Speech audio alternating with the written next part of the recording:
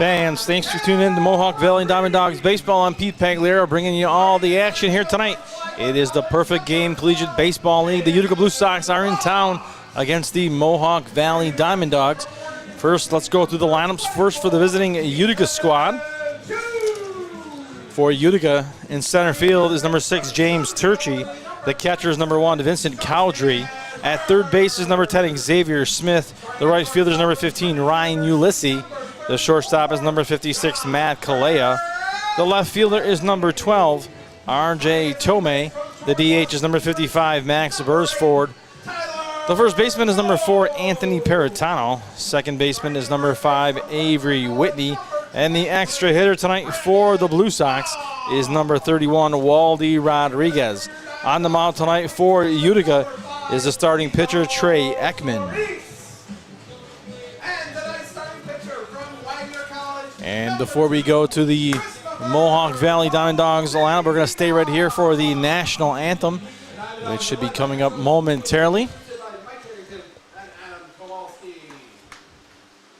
So we'll take you on the field for the national anthem here.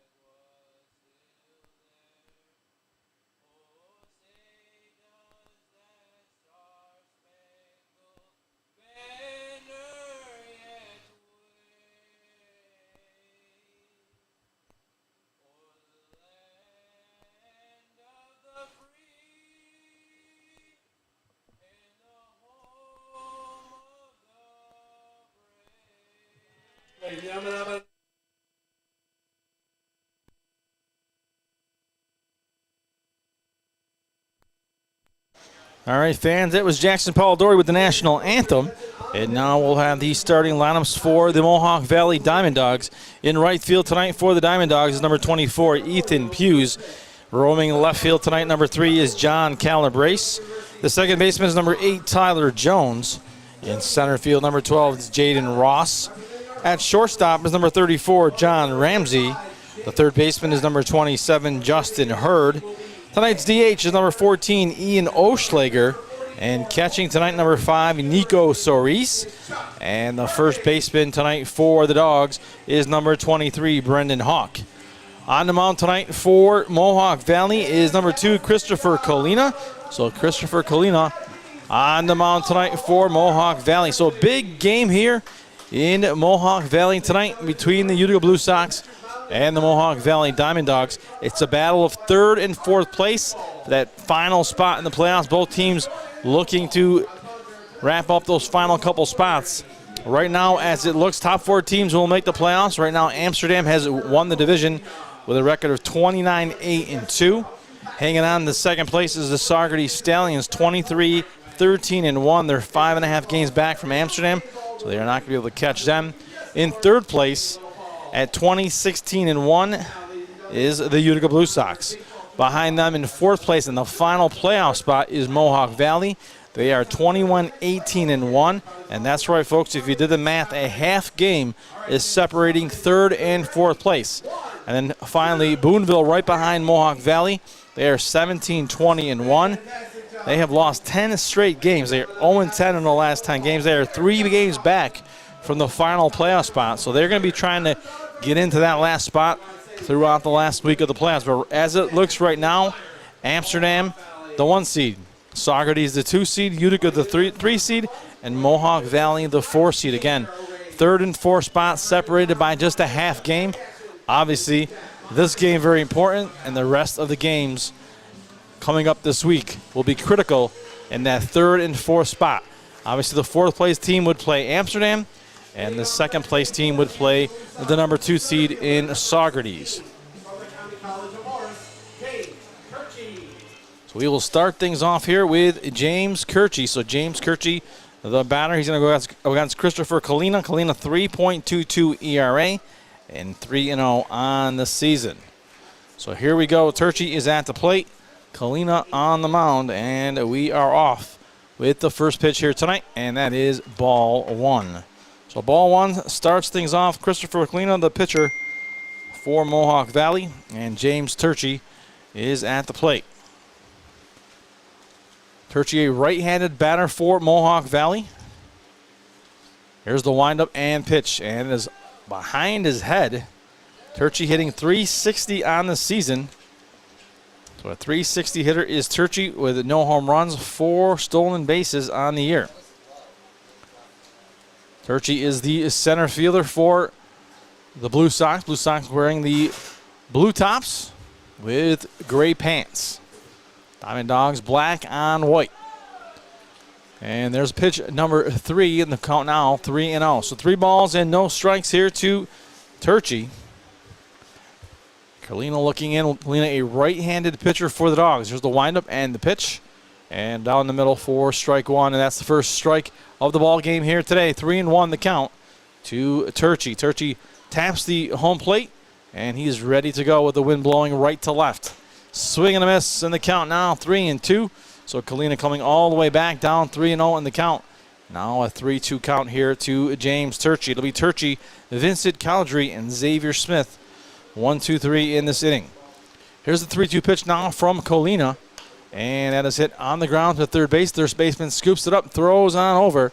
And that is out number 1. That is Justin Hurd scooping that up for the Dogs for out number 1.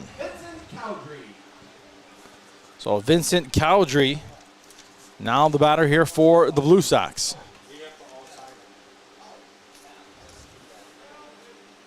So Vincent Caldry, the batter, hitting .222 on the season. He's got 1 home run, does Caldry.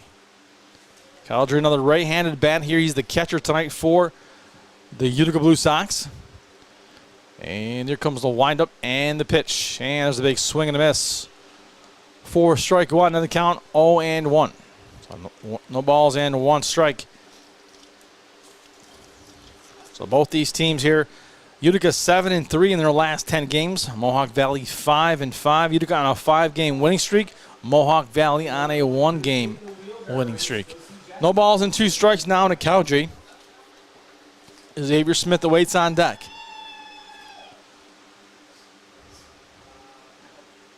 Here's the 0-2 pitch now from Kalina. He shakes a few pitches off, and now he's ready to go. Here's the windup and the pitch. Outside, ball 1, and the count now 1-2. So ball and 2 strikes, the last regular season game here at Vets Memorial Park tonight. And we are all hopeful the Dogs will be back here sometime, maybe during the playoffs, so they can knock off one of the early seeds and make their way back home. That one's fouled off, and the count remains 1-2.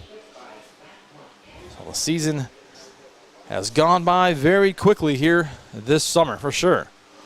1-2, but not done just yet, as Mohawk Valley looking to hang on to the 3rd or 4th spot and advance on to the playoffs. There's a swing and a miss, and down goes Caldry for out number 2. So Xavier Smith now the batter.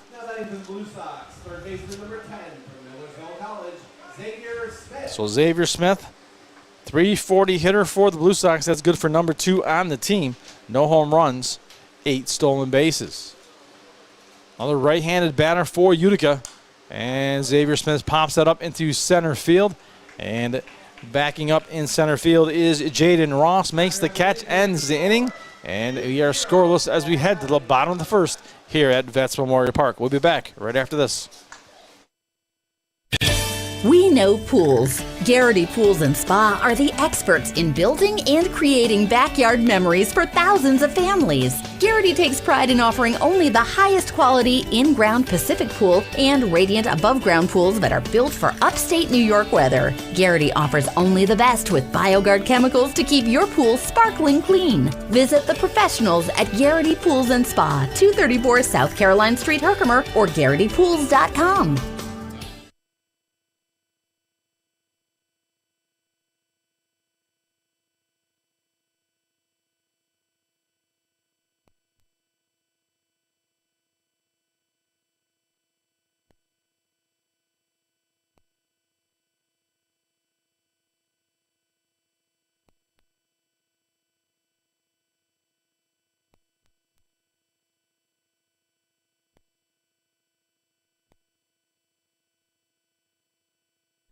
Hey fans, tell the world you are here at Veterans Memorial Park watching your Mohawk Valley DiamondDawgs.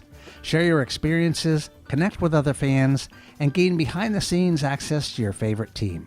For more information, visit mvdiamonddogs.com or like us on Facebook or follow us on Instagram and Twitter.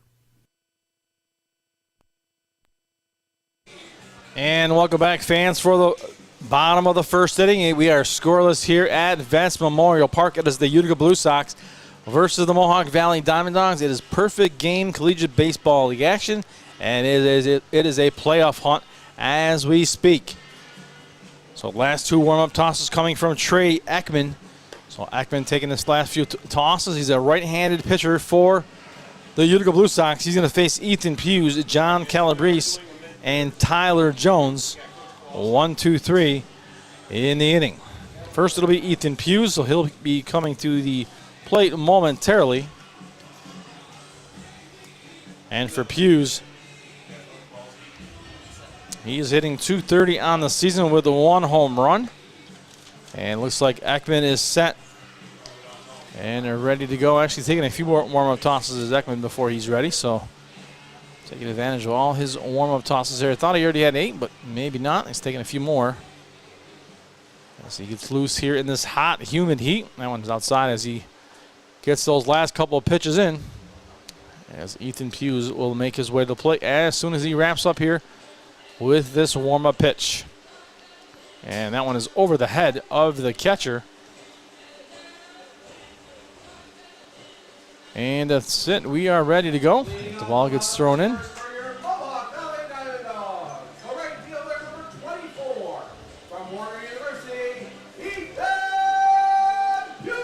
So here's Ethan Pughes from Warner University.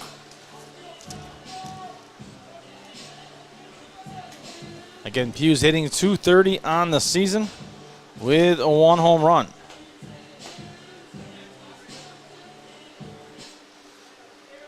So Pughes is set. He's in the box, ready to go. Trey Ekman winds and delivers, and the first pitch is down low for ball 1. So for Trey Ekman, 6.35 ERA on the year, 1-0 for the Blue Sox. Pitch number 2 now on its way to Ethan Pughes. And that one called strike at the outside corner of the count now, 1-1 to Pughes. Pughes, a right-handed batter, facing the righty in Trey Ekman. Ekman sets now, winds and delivers right down the center of the plate for call strike 2 in the count now, 1-2. So 1 ball and 2 strikes here to Ethan Pughes. And here comes the 1-2 pitch from Ekman. Ekman winds and delivers. And big swing and a miss by Ethan Pughes. He goes down swinging for out number 1 of the inning.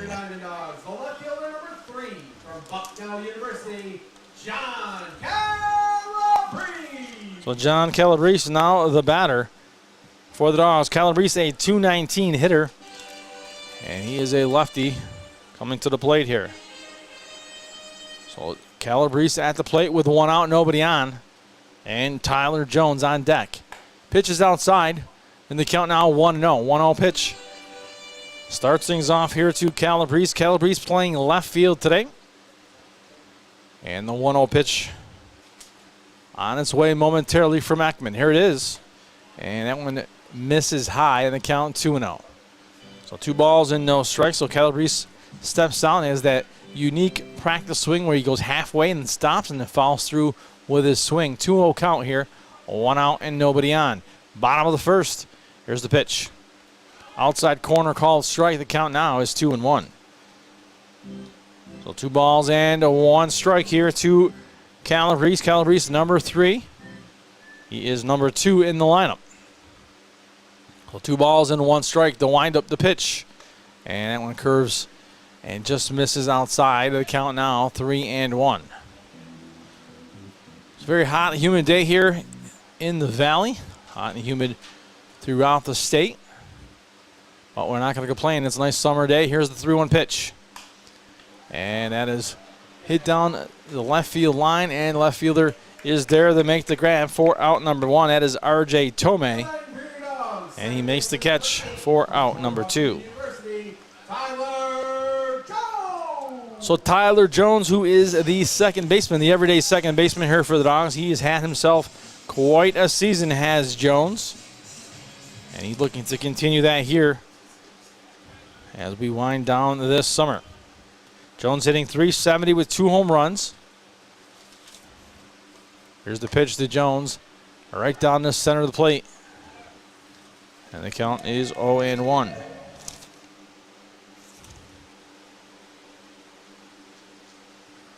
So no balls and 2 strikes, 2 outs, nobody on. Here's the windup and the pitch by Ekman, and that's fouled off down the first base line. That's a souvenir for our young fans here in the ballpark. And the count now 0-2. So hopefully fan hasn't caught a foul ball yet. Tonight will be the night. As I'll let you in on the secret. Hang out by the first base line, preferably in the tennis courts, and you will most likely catch a ball. 0-2 the count. And Ekman winds and delivers on the 0-2. And that one way behind Tyler Jones. He wasn't swinging at that one. That one was way behind him. Sometimes you can say that was just a bit outside. Well, it was outside the other way. 1-2 to Jones. Again, Jones hitting .370 with 2 home runs. Quite the batting average here this summer. 1-2. Here's the pitch. Big swing and a miss, and he will strike out to end the inning. So the Dogs go down 1-2-3, and that will do it for the first inning. We are scoreless here at Vets Park. Back after this.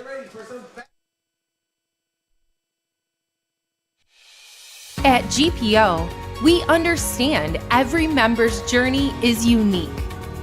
That's why our employees take the time to listen, understand, and deliver personalized solutions that fit your life. From budgeting to borrowing, we're with you every step of the way. Your journey, our commitment. GPO Federal Credit Union, committed to excellence.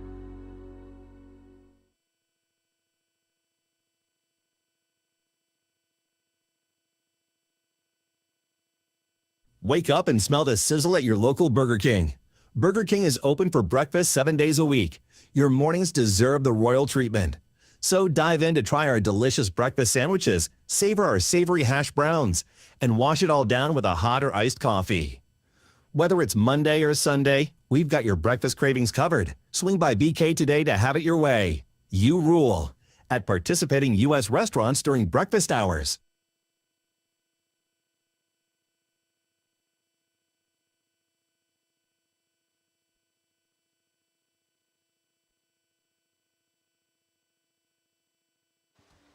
And we are back, fans. Start of the top of the second inning. We have a scoreless ball game here at Vets Memorial Park on a beautiful evening here on a Thursday night. As the Dogs and Blue Sox go at it for that final playoff spot. Actually, 2 spots up for grabs between the two of them. Half game separates the two. So last couple warm-up tosses here for Christopher Kalina. And it'll be Ryan Ulysses, Matt Kalea, and R.J. Tomei all due up here in the inning for the Blue Sox. Leading off the top of the second, according to the Blue Sox, is the right fielder, number 15 from Lafayette College, Brian Ulysses. So Brian Ulysses hitting .306. So you lease a 306 hitter for Mohawk Valley at the plate. He's a right-hander. Here's the windup and the pitch by Kalina. That one's hit in the air to left field area, and he's called off. The third baseman's called off by the shortstop, and he makes the grab. Does John Ramsey for out number 1. Now the Blue Sox, the shortstop number 56 from Lafayette College, Matt Kalala. So Matt Kalala, a 320 batter. He's going to step into the batter's box from the right side here to face Colina here with 1 out. Kalea, the shortstop for Mohawk Valley. Here's the windup and the pitch, and that is ball 1 to Kalea. So Kalea will be followed by R.J. Tomei, the left fielder. Kalea is the shortstop, right-handed shortstop for the Blue Sox. 1-0 pitch, here it comes. And that is popped into left field. And left fielder will make the grab for Mohawk Valley. That is Calabrese for out number 2. And just like that, 2 outs here in the top of the second inning. Left fielder number 12 from Valparaiso University, R.J. Tomei. So R.J. Tomei, 291 hitter with 3 home runs, and now at the plate. Tomei, a right-handed bat for the Utica. And Kalea looks in, picks up his signs from his catcher, and he's going to wind and deliver here. And he puts it down the middle of the plate for call strike 1. And the count is 0-1 to R.J. Tomei. So should Tomei reach Max Beresford, the DH is on deck. 0-1 count. Kalina looks in. He's going to wind and deliver to his catcher, Nico Cerise. And there's another one, and that is a strike down the middle, and the count 0-2. That one caught the outside portion of the plate just a bit, and the count now jumps to 0-2. So ahead of the count here is Kalina, just what he's looking for here with 2 outs. 0-2 pitch, and that is down low for ball 1. So 1 ball and 2 strikes to Tomei. This is exactly what Kalina wants to do, get ahead on these batters, and then have the opportunity to put them away. 1-2, nobody on, 2 outs. Top of the second, here's the windup and the pitch. And that has popped up this time to center field. Jaden Ross is there, makes the grab. Another quick 1-2-3 inning. And the score remains at 0-0 as we head to the bottom of the second. Back after this.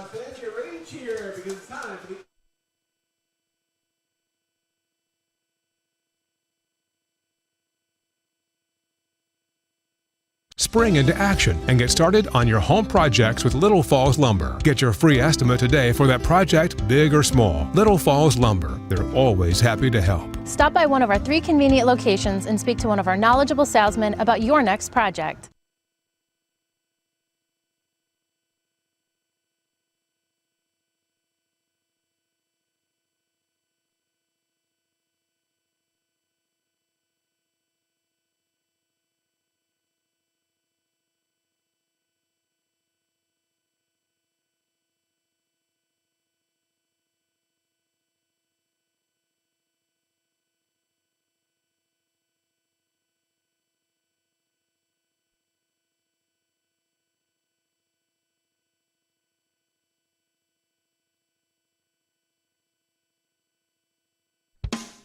Some people might think that the tire shop in Canajoharie only does tires. Nah, that's only their name. The tire shop does so much more. Oil changes, custom wheels, interstate batteries, computer wheel balancing, tire repair service and recapping, auto accessories, tire chains, ag bags, bale and net wrap, and much more. And when it comes to tires, the tire shop in Canajoharie also does so much more. Lawn and garden tires, off the road, backhoe, loader tires, log skidder, agricultural, ATV and UTV tires, and on the farm tire services. The tire shop is a multi-line new tire dealer. That means they're quite a choice for top brand name tires for your car, truck, SUV, semi-tractor, and trailer, all at great prices. They're also a Goodyear national accounts and state contract pricing location. Financing available too. Find more information and a list of services at thetireshop.biz. Thetireshop.biz. Open Monday through Saturday, 8 to 6. Yes, Saturday, 8 a.m. to 6 p.m. The Tire Shop, 155 Erie Boulevard in Canajoharie.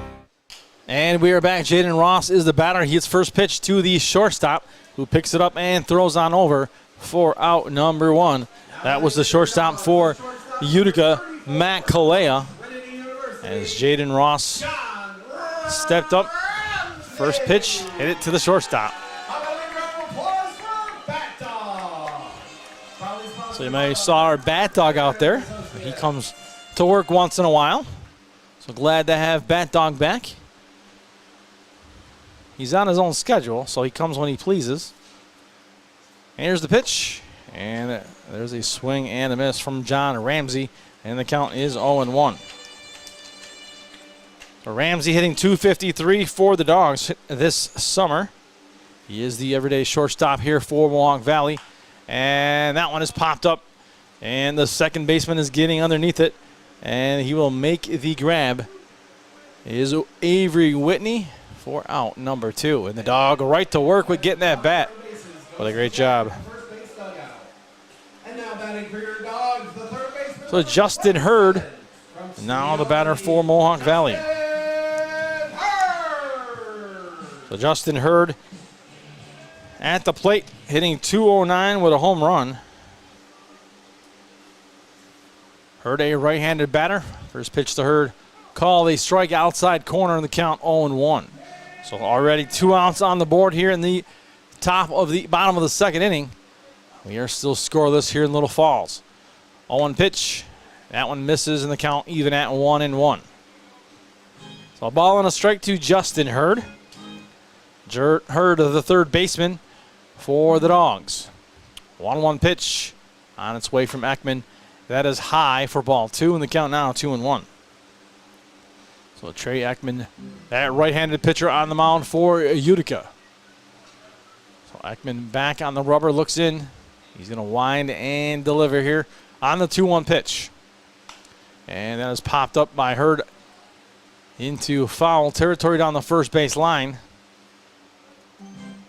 And the kids looking to hop the fence to grab that one, looks like. And the count now 2-2. So with 2 balls and 2 strikes, here is Justin Hurd at the plate, ready to face Ekman on the 2-2. 2-2 pitch. And swing and the miss as Hurd chases that one to end the inning. Another perfect inning. And we head to the top of the third, 0-0 the score. Back after this. At NBT Bank, we know that this day starts with this one. This day starts with this one. Because no matter how unforgettable the extraordinary days are, there's a lot of every day that leads up to them. You can count on NBT Bank to help you get started. NBT Bank, it starts here.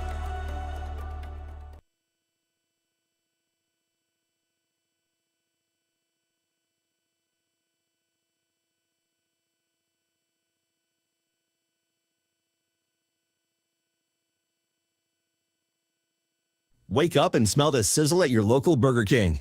Burger King is open for breakfast 7 days a week. Your mornings deserve the royal treatment.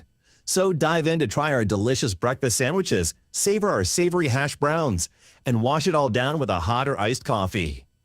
Whether it's Monday or Sunday, we've got your breakfast cravings covered. Swing by BK today to have it your way. You rule at participating U.S. restaurants during breakfast hours.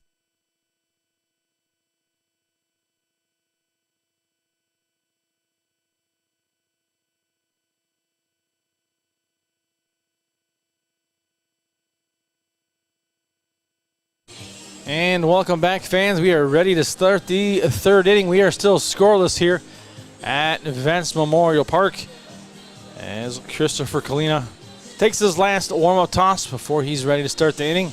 And he will walk behind the mound before he'll jump on top of it. And he high-fives his third baseman.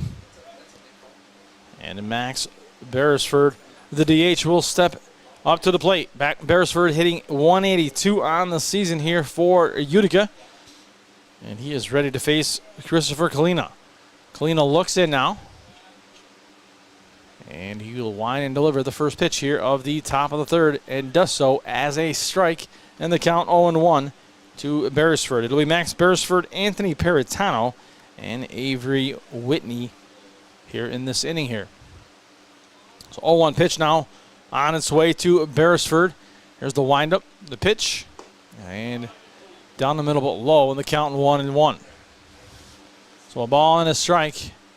That wind barely coming through here as that flag in center field, just barely moving from right to left sometimes.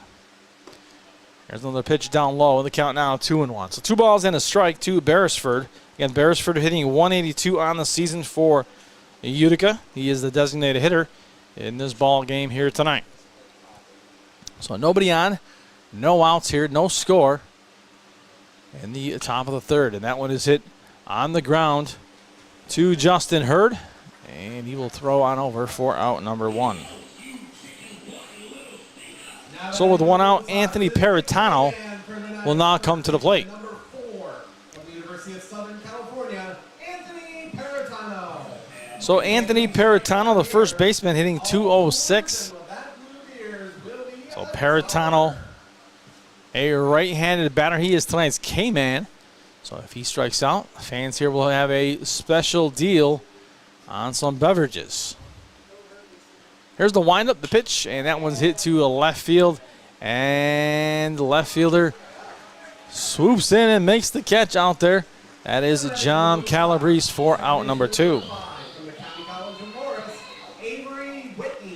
So here's Avery Whitney. Whitney is the second baseman here for Mohawk Valley. He is hitting 200 on the season for Utica. Right-handed batter is Whitney. He's here with 2 outs now at the plate in the top of the third.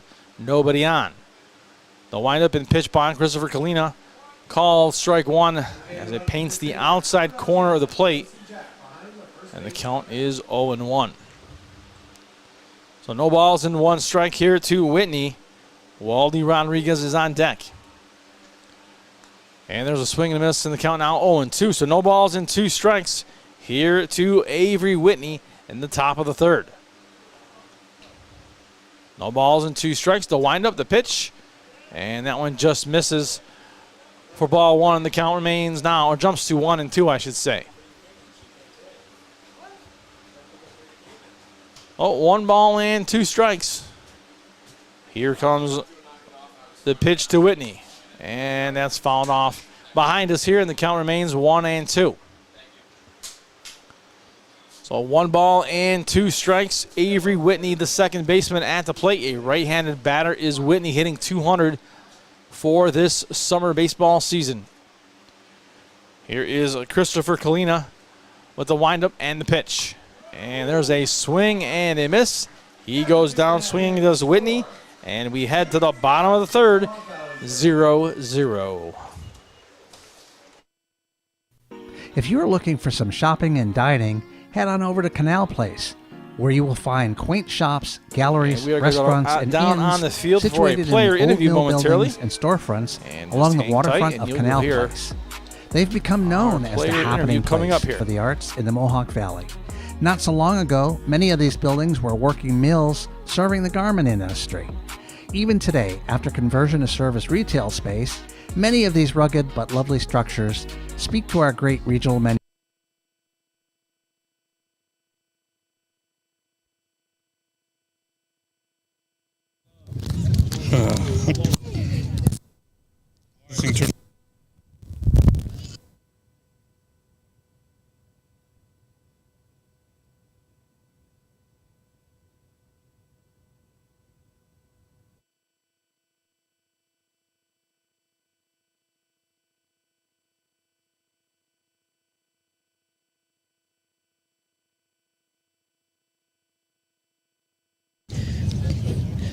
All right. I'm assistant coach Adam Kowalski. Coach, this team has just in these games, always fighting hard. What's the biggest improvement you've seen for this team this year? We're putting better, great at bats. From the start of the game to the end, hitting the ball hard. We're seeing more pitches, and we're getting these guys bullpen pretty quick. So, now on top of that, pitchers are doing really well filling up the zone, and just outright giving us a chance to win. All right, we're battling towards the end of the season, towards a playoff spot, getting ready. What's the mindset of this team for the rest of the season? One more game. We get one more game together. We get to enjoy each other's company for one more game. And at the end of the day, we get to play more baseball. All right, and you've been around this team for a couple of months now, so I got a real tough one for you. Which one of these Diamond Dogs would make the best stand-up comedian? Oh, Tyler Jones for sure. Oh, yeah. And you notice how quickly he answered that. All right, Coach, best of luck the rest of the season. Thank you so much. All right, that was Dawgs assistant coach. And there you heard it, the interview with Coach. And Ian Oschlager was at bat during that, and he hit the ball out to left field for a base hit. So Ian Oschlager with the single to start things off here in the bottom of the third.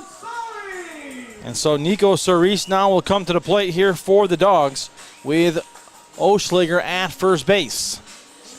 So Nico Cerise is the catcher for the Dogs, and he's got a runner on first here in Oschlager.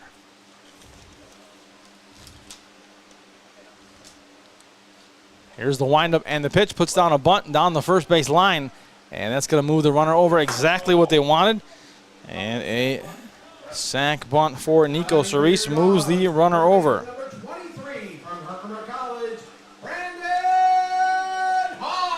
So Brandon Hawk, now the batter for the Dogs.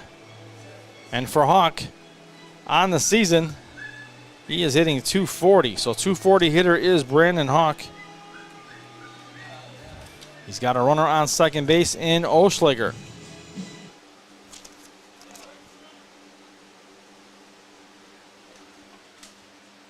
So with Oschlager at the second base, here's the windup and the pitch from Ekman.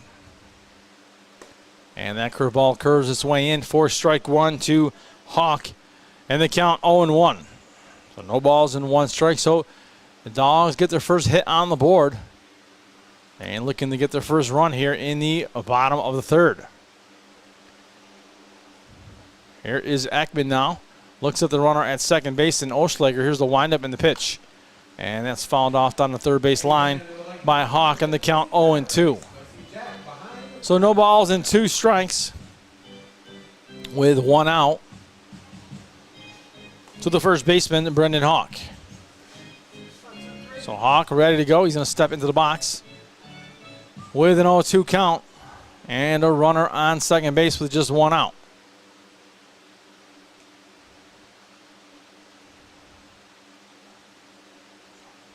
Oh, 0-2 now. Here's the pitch.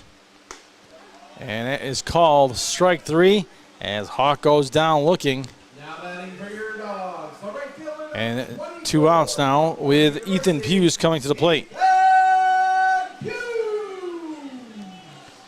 So Ethan Hughes now the batter. Hughes hit a .230 hitter with 1 home run. He's going to come to the plate from the right side with a runner on second base and 2 outs. The Dogs looking to bring that runner home and get on the board here early in the bottom of the third.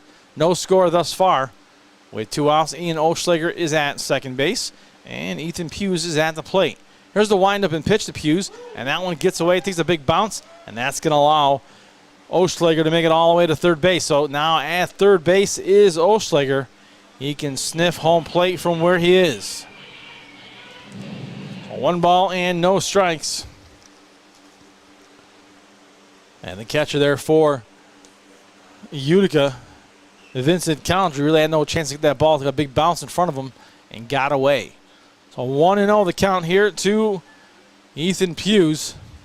He struck out in his first at bat. Here's the 1-0. As high and inside as he backs him off the plate for ball 2. As Hughes almost saw the stitching on that ball. 2 balls and no strikes with 2 outs. That was high and up and inside. 2-0 with 2 outs. Runner on third base is Oschlager. Here's the 2-0 pitch, and that is popped up. And catcher makes his way over, and it is out of play. And the count now 2-1. So we'll do it all again as the catcher Cowdrey will make his way back to home plate. And Ethan Hughes will get back in the batter's box. When he does, he'll have his 2-1 count here with 2 outs. So Pugh's ready to go. Ekman set. Looks in, looks at that runner at third base momentarily before he's going to deliver on the 2-1. And that one popped foul behind us. And the count now even at 2-2.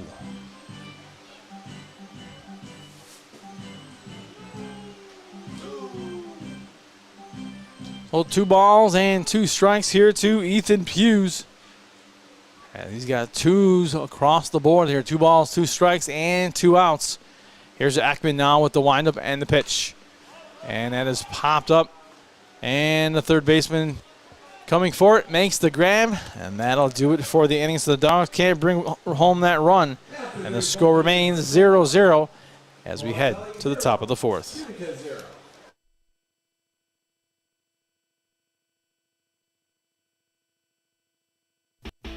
Little Falls, New York combines the charms of a small town with the conveniences of a much larger city. Of course, you'd expect to find welcoming people, beautiful scenery, family-friendly activities, and plenty to do outdoors. But you might be surprised to find that Little Falls, New York also has an espresso bar, gem shop, art center, French restaurant, antique centers, local hospital, and extensive civic services and amenities. Not to mention homes both beautiful and affordable, nestled in a dramatic natural setting amongst steep hills that descend to the Mohawk River and Erie Canal. Little Falls, New York. It's a great place to spend a few days or a lifetime.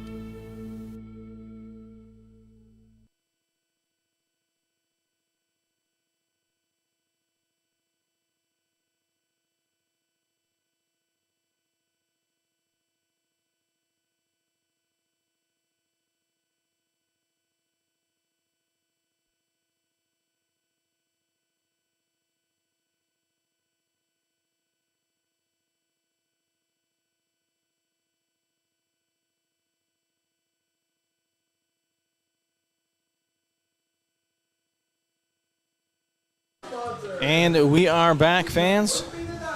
And we are ready for the top of the 4th inning. So top of the 4th, ready to get started here.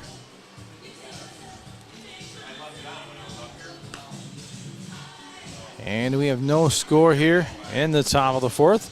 And it looks like Christopher Kalina is set with his warm-up tosses for the inning. And the first batter for the Sox will be coming to the plate. I believe that batter will be Wally Rodriguez. And here he comes, Wally Rodriguez, the extra hitter.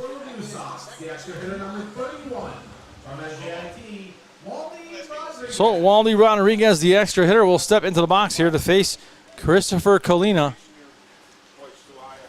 And we are ready to go. Kalina looks in. And he's going to wind and deliver here to Rodriguez. Rodriguez hitting .262 here for the Blue Sox. And the pitch in for strike 1, the count 0-1. So no balls and 1 strike here to Wally Rodriguez, the extra hitter for the Utica. And after Wally will go to the top of the lineup with James Turchi and then Vincent Cowdrey. Here's the 0-1. And that is fouled off down the third base line. Quickly 0-2 now. Ahead in the count is Kalina.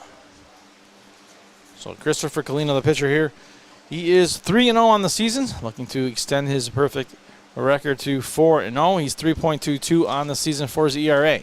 0-2 the count, nobody out here, top 4. And that's fouled off in the count 0-2. So no balls and 2 strikes to Wally Rodriguez. Rodriguez steps on the box momentarily, now taps home plate, ready to go. And he's going to face an 0-2 count here from Kalina. Kalina looks in, takes a deep breath, and winds and delivers on the 0-2. And that has popped up into left field. Left fielder is running hard, but he's going to run out of space. And he made the catch. Made the catch on the bullpen area, right on the bullpen out in the left field. Made a last-minute stab at it, and he caught it.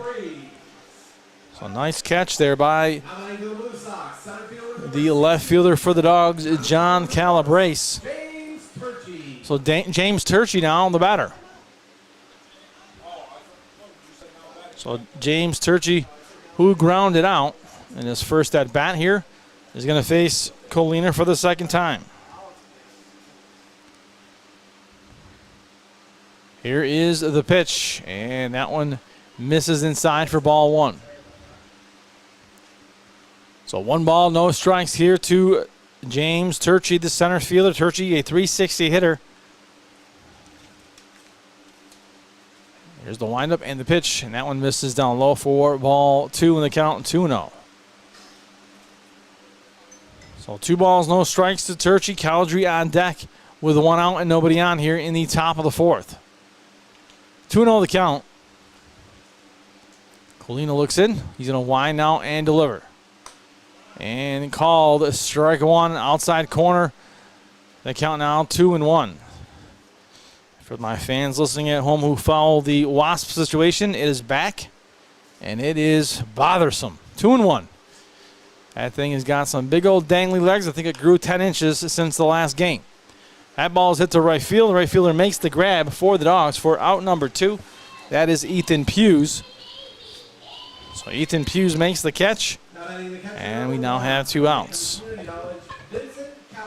So Vincent Caldry, another righty here, who struck out on his last at bat, will step into the batter's box here to face Christopher Colina. And with 2 outs, Colina's going to look in. He's got nobody on. And he's going to wind and deliver on the pitch. And that is high for ball 1. So 1 ball and no strikes here to Caldry. Caldry hitting .222.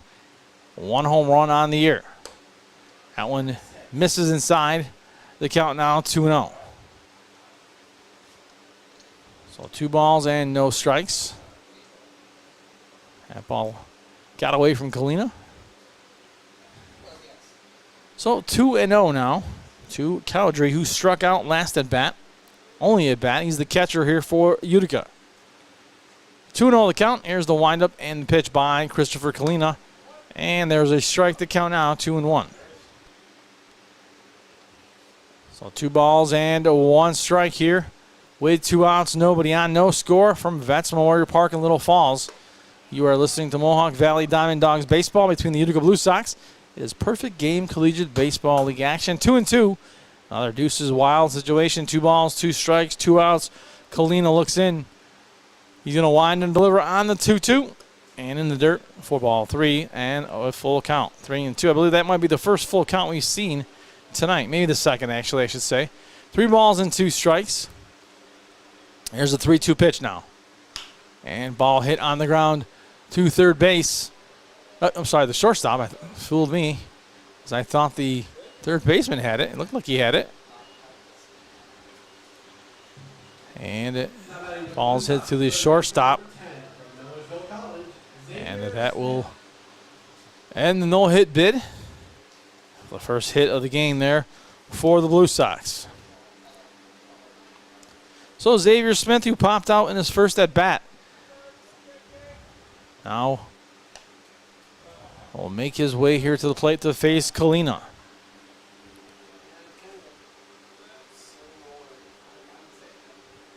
So Xavier Smith, .340 hitter for the Blue Sox. Colina now will set and wind and deliver. Outside for ball 1. So 1 ball, no strikes. So for Colina, he was cruising along. He was throwing the perfect game after that ball was hit to the second base area. And third baseman looked like he had it. I thought he actually had the ball in his glove. And then I looked back, and the shortstop had it and never made the throw over because it was too late. There's a strike to count now, 1-1. So 1 ball and 1 strike, 2 outs to Xavier Smith, who popped out in his first at bat.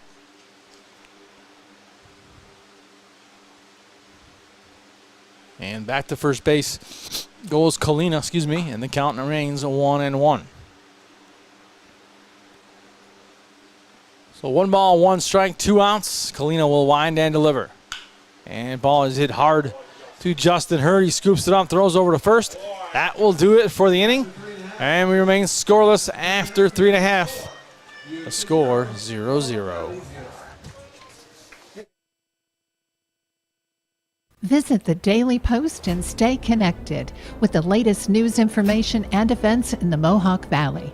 Our mission is to generate interest in the area and connect residents in a more meaningful way by facilitating deeper conversations about how these stories will shape the future of the Mohawk Valley. Join thousands of weekly visitors who stay up to date with feature stories, interviews, videos, our event calendar, and print publication, the Mohawk Valley Express. It's about timely local news for the community, keeping citizens informed about important issues, telling about the people who live and work here, and giving locally owned businesses the opportunity to reach a very targeted audience of locals and tourists alike. It's a whole new form of media-rich content developed specifically for today's mobile lifestyle and listeners. You can download our iOS app in the iTunes Store, listen to our podcast, or sign up for our weekly email newsletter. Stop by today at thedailypost.digital. You'll be glad you did. Wake up and smell the sizzle at your local Burger King. Burger King is open for breakfast 7 days a week. Your mornings deserve the royal treatment. So dive in to try our delicious breakfast sandwiches, savor our savory hash browns, and wash it all down with a hot or iced coffee. Whether it's Monday or Sunday, we've got your breakfast cravings covered. Swing by BK today to have it your way. You rule at participating U.S. restaurants during breakfast hours.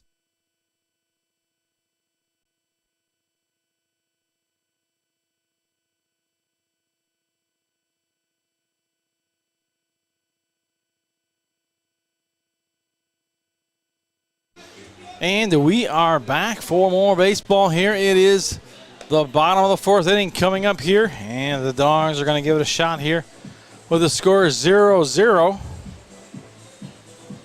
And John Calabrese, I believe, is up first here, and then it'll be Tyler Jones and Jaden Ross. So a pitcher's duel thus far, one hit on the board for both teams.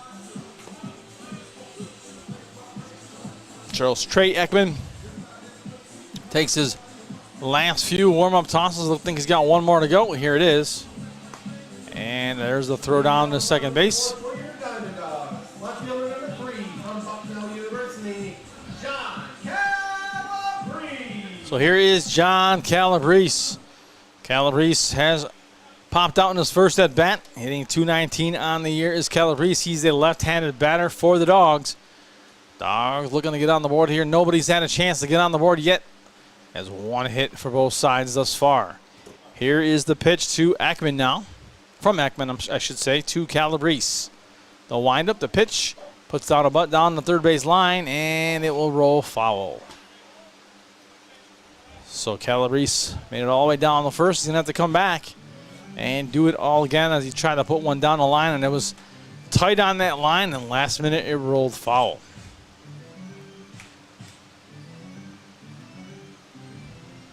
No ball, one strike to John Calabrese.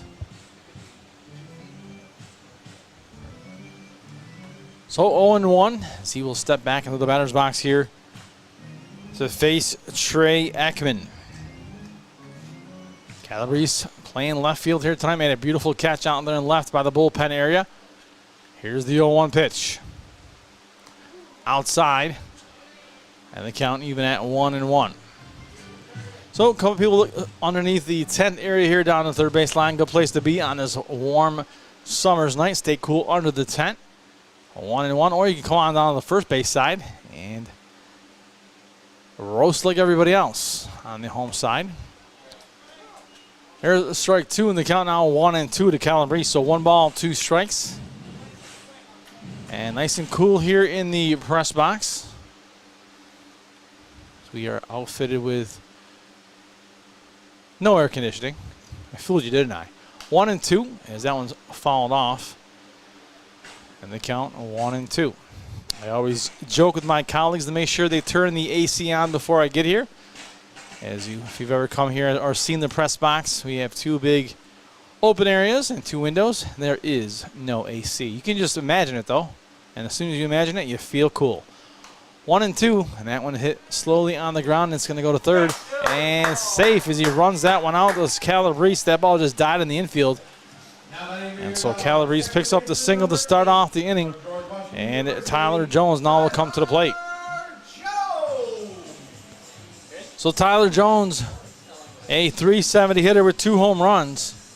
He struck out in his first at-bat here this evening. And he is looking to change that around here with a runner on first base and nobody out.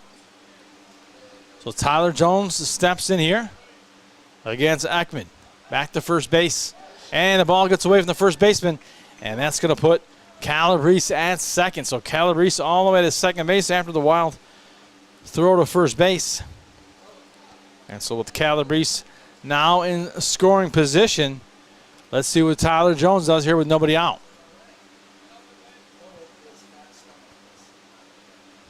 So Tyler Jones at the plate, runner on second base. John Calabrese, Dawgs looking to get on the board here in the bottom of the fourth. Ekman sets, kicks, winds, delivers, puts it down the plate, and just a little low. And the count 1-0. So 1 ball and no strikes now. 1-0 pitch on its way from Ekman. Here it comes. And there's a shot to left field. Left fielder takes a few steps back. He's going to make the catch. And not deep enough for the runner to tag up as he gets that one in quickly. So Tyler Jones gave it a ride to left field, but not enough. So Jaden Ross, who grounded out in his first at bat, he's going to step into the plate here, up to the plate here with a 1 out. Runner on second in scoring position. Dawgs looking to get that run home here. So here is Jaden Ross.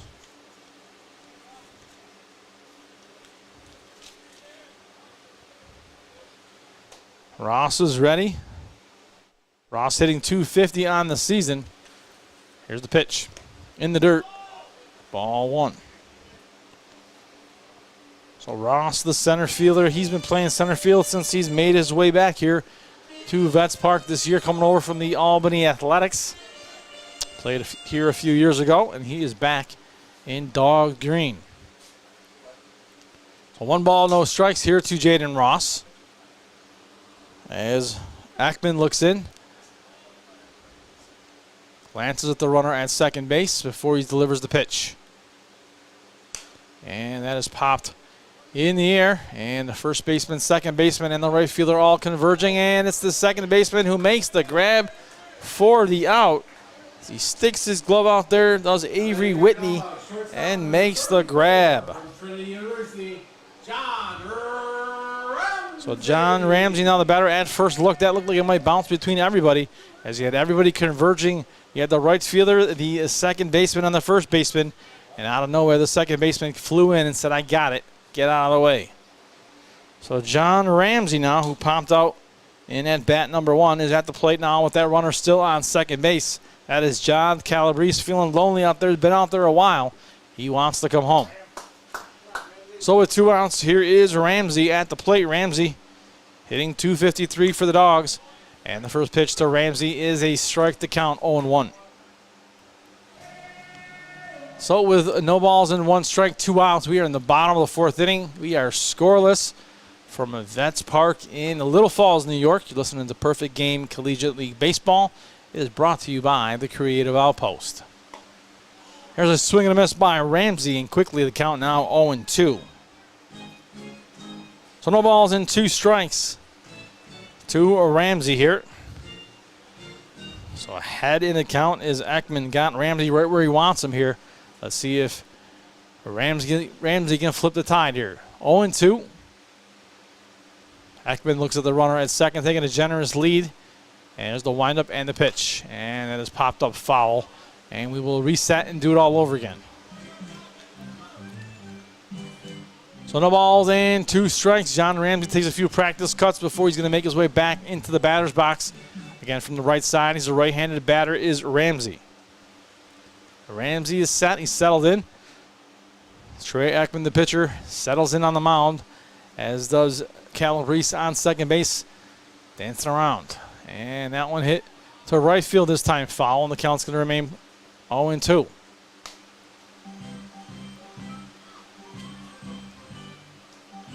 So with no balls and 2 strikes, Ekman again looking to pick up one more strike, get himself out of this inning, and into the 5th. 0-2. Here is the windup and pitch from Ekman.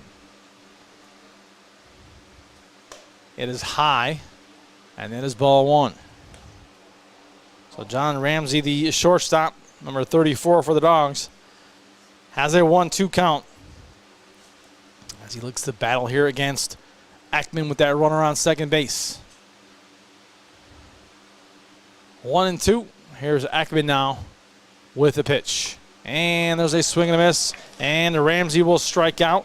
And they will strand that runner at second base. And the score will remain 0-0 as we head to the top of the 5th. Hey fans, tell the world you are here at Veterans Memorial Park watching your Mohawk Valley DiamondDawgs. Share your experiences, connect with other fans, and gain behind-the-scenes access to your favorite team. For more information, visit mvdiamonddogs.com or like us on Facebook or follow us on Instagram and Twitter. At Hummel's Office Plus, our customers remain our #1 priority. Hi, Central New York. This is Justin Hummel, CEO of Hummel's Office Plus. If you are in need of a reliable, competitive, and consistent business product supplier, give Hummel's a try. We offer customized pricing, free next-day delivery, and personalized service.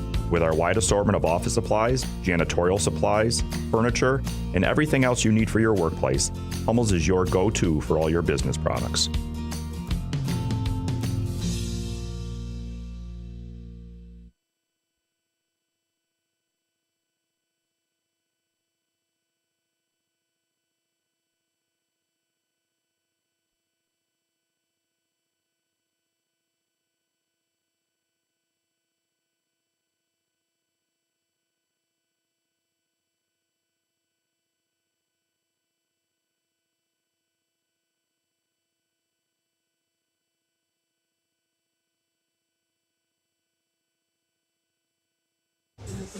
And welcome back, fans. We are ready to go here in the 5th inning.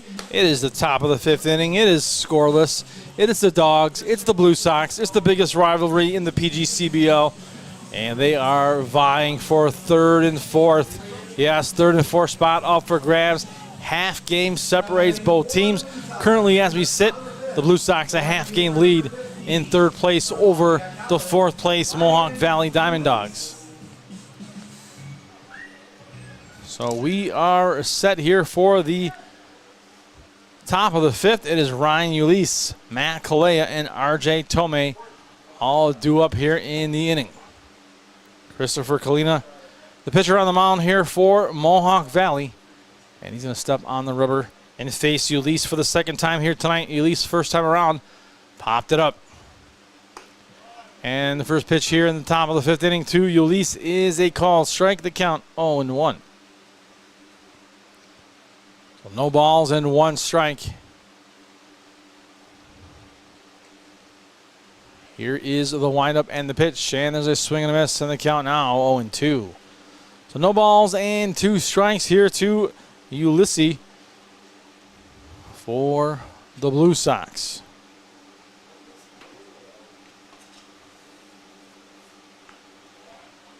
Oh and 2, and there's ball 1.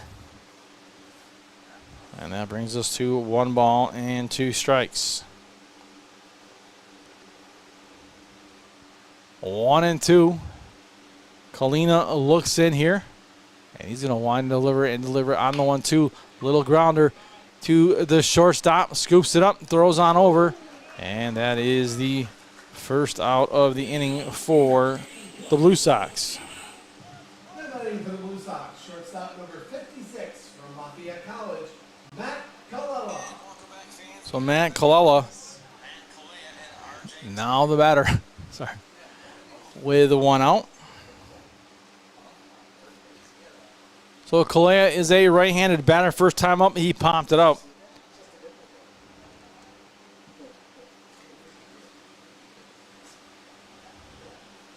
And Kalina will deliver now to Kalea. Here's the pitch. Outside, ball 1. 1 ball, no strikes. So a couple shout outs to some of our fans who are watching here today. Lisa Hall, Lavone Reese saying go Dogs. Our big fan, Joanne Miller, always wishing the Dogs luck. That one's fouled off on the first base line. And Tammy Diane Ross cheering for the Dogs, saying go Dogs. We are glad to have you all on and listening here tonight. So 1 ball and 1 strike. And that one is fouled off, and the count now 1-2. 1 ball and 2 strikes.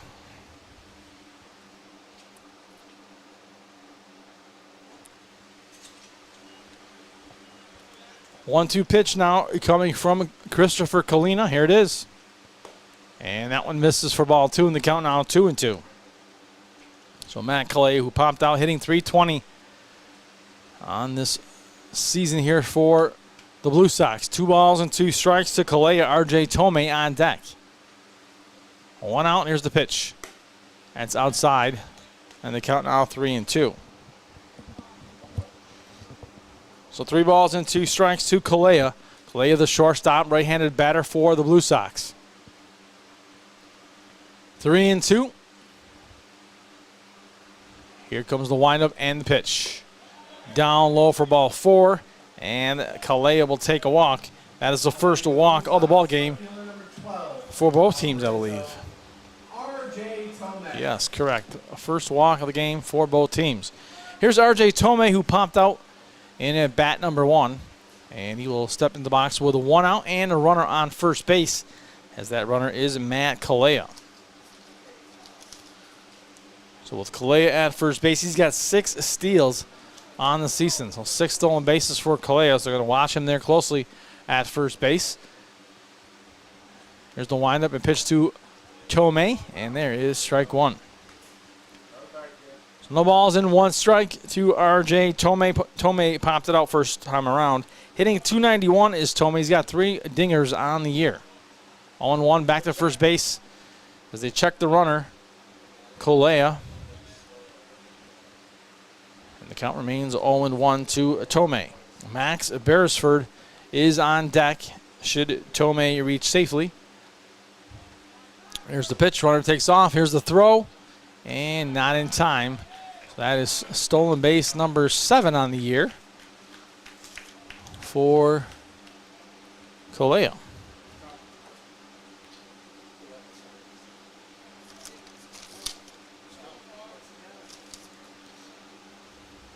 Actually, that is number 6, not 7.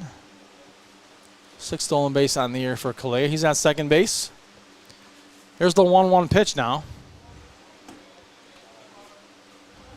And Tomei now will await the pitch. Here it comes. Took a while. And it has popped up. And the right fielder is going to make the grab for the out. Well, that was Ethan Hughes, and that is 2 outs now for the Blue Sox. So Max Beresford now is the DH. He grounded out in the first time around, hitting .182 this season. He's got a runner on second base with 2 outs, no score. Top of the 5th inning.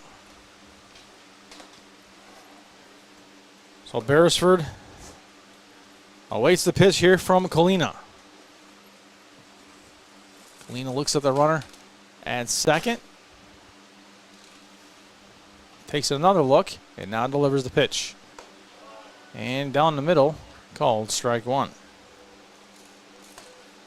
So Max Beresford with an 0-1 count and 2 outs. Again, runner on second base in scoring position. No score thus far. Top of the 5th inning here from Vets Park in Little Falls. Here's the windup, the pitch. And there's strike 2, and quickly ahead of the count now. 0-2 is Kalina. So Beresford hitting .182 on the year. He's down on the count, 0-2. One more strike, and the Dogs are out of this inning. 0-2 pitch. Here's Kalina taking a long look at that runner at second. Taking a big lead at second base is the runner. And timeout is called as Beresford didn't like how long that took. A little bit of a stare down between Kalina and Calais, making sure he stays put.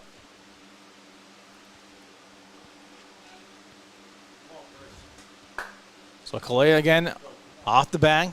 A big, generous lead. Here's the windup and the pitch. Swing and a miss. And down goes Beresford, and that will end the inning. We head to the bottom of the fifth. We are still scoreless here at Vets Park.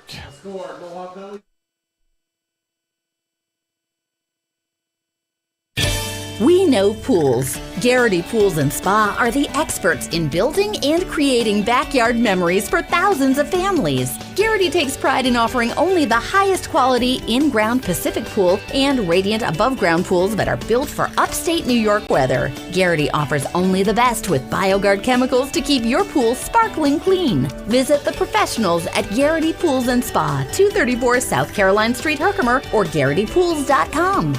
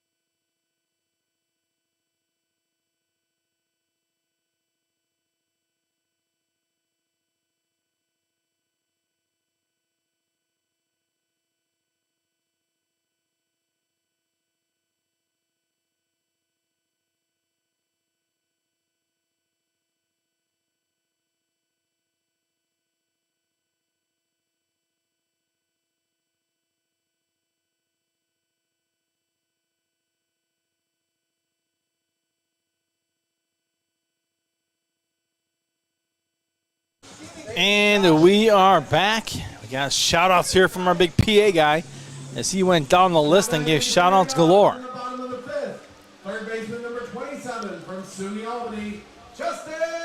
So Justin Hurd is going to lead things off here. So here is Justin Hurd.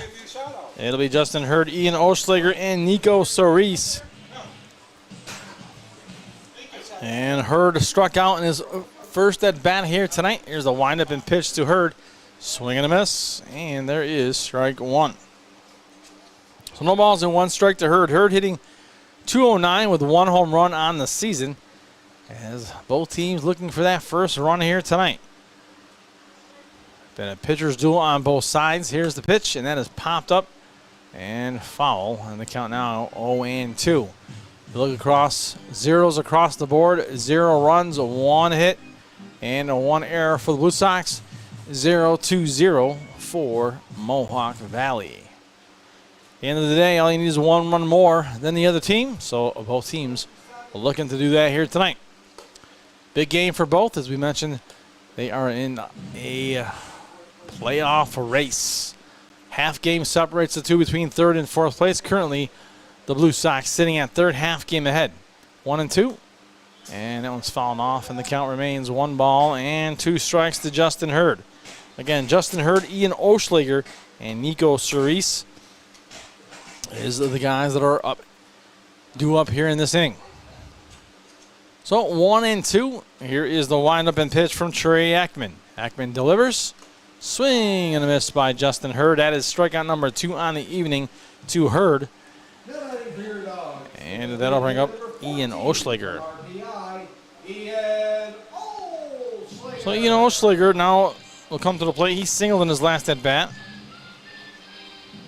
So 6 strikeouts on the evening for Ackerman so far. So with 1 out, here is Oschlager. Oschlager hitting .256 entering this game. Made the big news last week that he is transferring to St. Bonaventure. So St. Bonaventure, nope, I was wrong. Say that again. 1 ball, no strikes.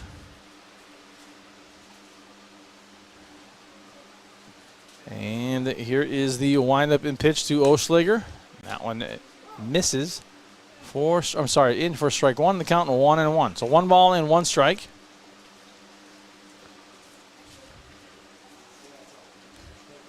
Oschlager again singled his first at bat, and that is high for ball 2. So 2 balls and 1 strike with 1 out. So So 2-1 count here to Oschlager with 1 out and nobody on. No score. Here's a 2-1. And curveball misses for ball 3 in the count now. 3 balls and 1 strike.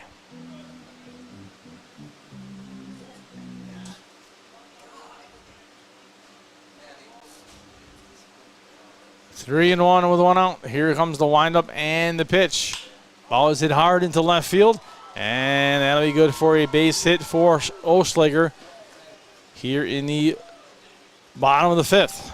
So Oschlager with a second single of the game, and a runner on for Nico Cerise. So Nico Cerise now the batter. He a sacrifice bunt last time around.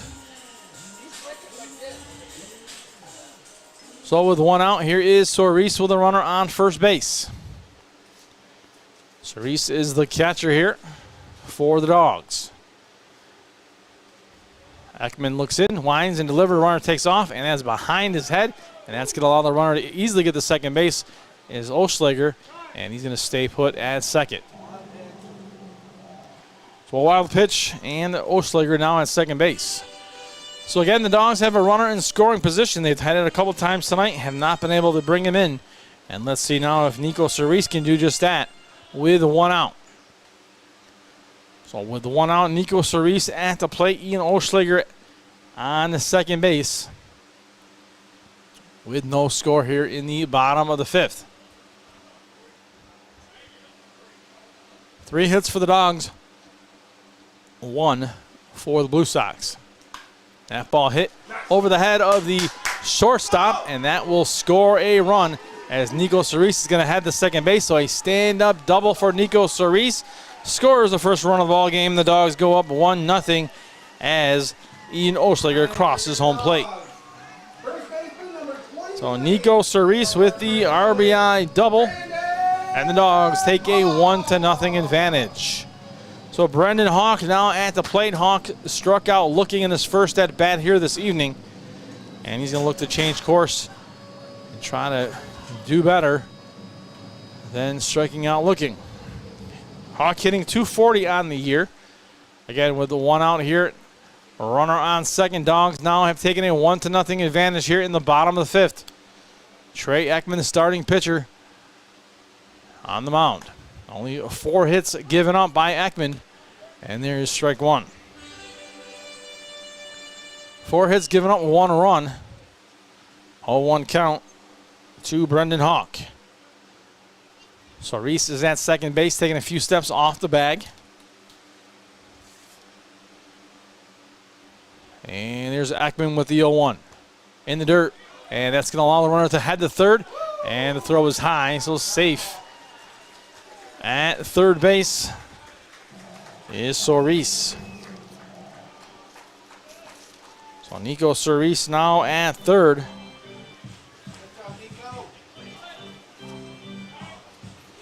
And a Brendan Hawk, the batter. So 1-1 the count with that runner at third base now.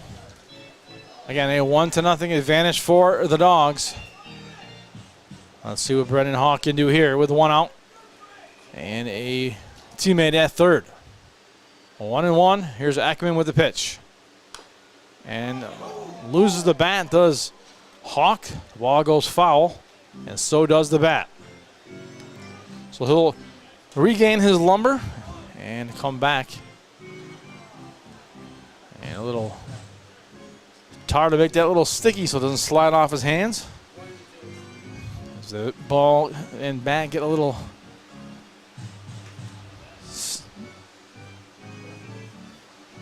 wild sometimes as the humidity gets to you. 1-2 the count here to Brendan Hawk. A ball, 2 strikes. A runner on third. Here is the pitch. And that is high and inside for ball 2 in the count now, 2-2. So with 2 balls and 2 strikes, Nico Cerise at third base doesn't want to be left there. Just 1 out on the board, a 1-0 advantage for the Dogs. Bottom 5. So after Brendan Hawk, we go back to the top of the order with Ethan Hughes. He awaits on deck. 2-2. Here's Ekman with the pitch. And that misses outside the count, now full 3-2. So 3 balls and 2 strikes to the 240 hitter, Brendan Hawk. Again, Ekman sets now. Looks in. He's going to wind and deliver on the 3-2. Here's the pitch. And big swing and a miss by Hawk. He goes down swinging his second strikeout of the evening. And back to the top we go with Ethan Hughes.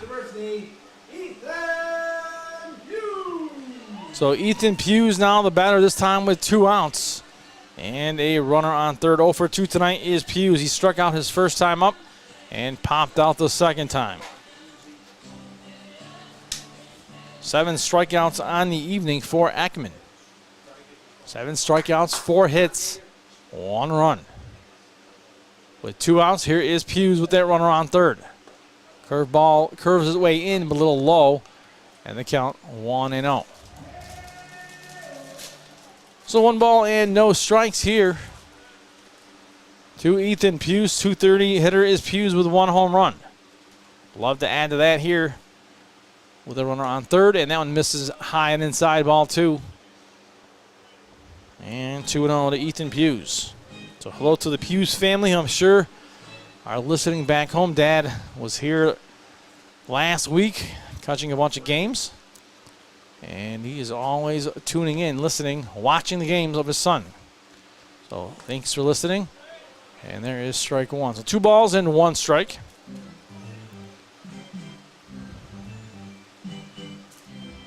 So 2-1 the count to Hughes. Here comes the windup now and pitch by Ekman. And that's fouled off. That one's right back at us. And the count now 2-2. Oh, you heard it, 2s, as is 2 balls, 2 strikes, and 2 outs.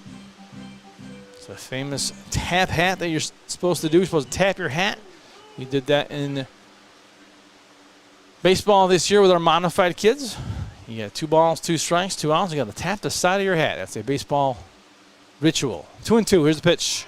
Swing and a miss for Hughes. He goes down swinging his second strikeout of the evening. Ends the inning. Now before 1 run scores, the Dogs go ahead 1-0. We head to the top of the 6th. At GPO, we understand every member's journey is unique. That's why our employees take the time to listen, understand, and deliver personalized solutions that fit your life. From budgeting to borrowing, we're with you every step of the way. Your journey, our commitment. GPO Federal Credit Union, committed to excellence.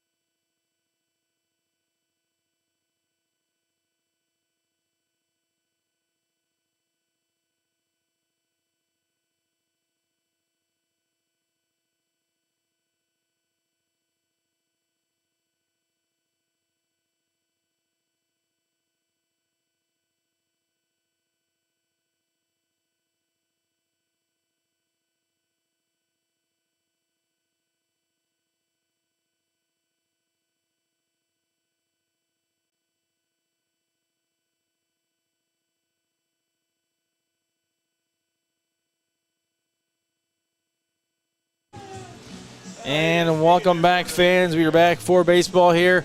It is the 6th inning. It is 1-0. Mohawk Valley DiamondDawgs. They put one run up on the board to take the lead here. As we are ready to start the top of the 6th inning from Vets Park.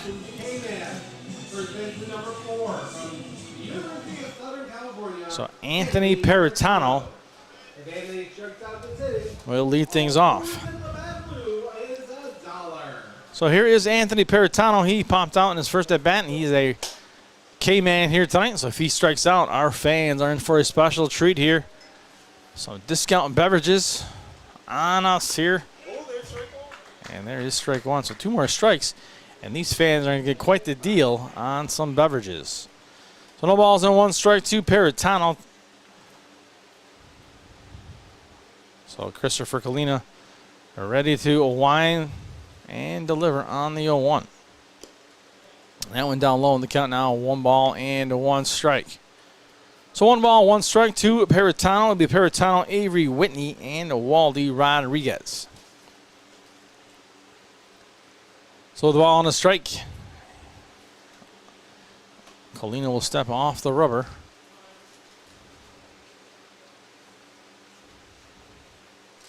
And we are ready to go. Here's the 1-1 pitch from Colina to Peritano.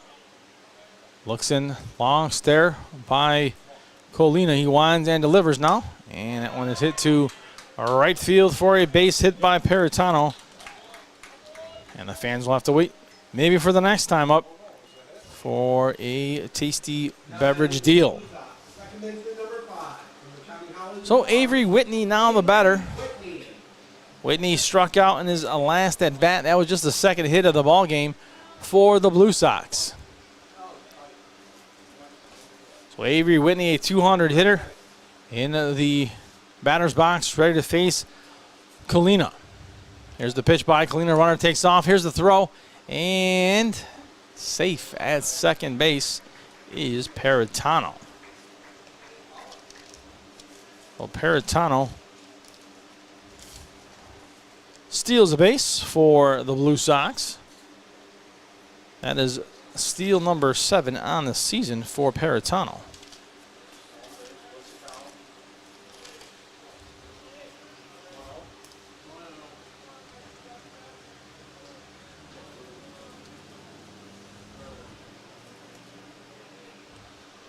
Here's the windup now and the pitch, and there is a called strike.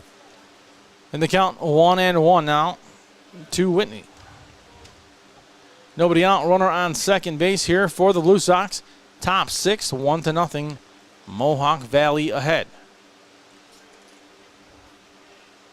So the ball on the strike.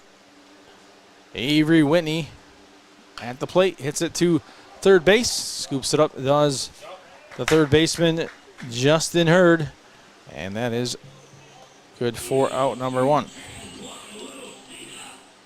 So Waldy Rodriguez, who popped up first time around, will come to the plate now. So Waldy Rodriguez, the extra hitter, at the plate here for the Blue Sox in the top of the 6th with 1 out, 1 on. Runner in scoring position at second base.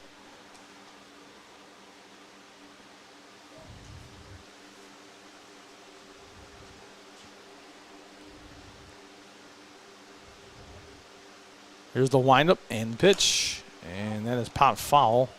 And the count 0-1, so no balls and 1 strike. And our Wasp friend is back, hanging out here in the box with us.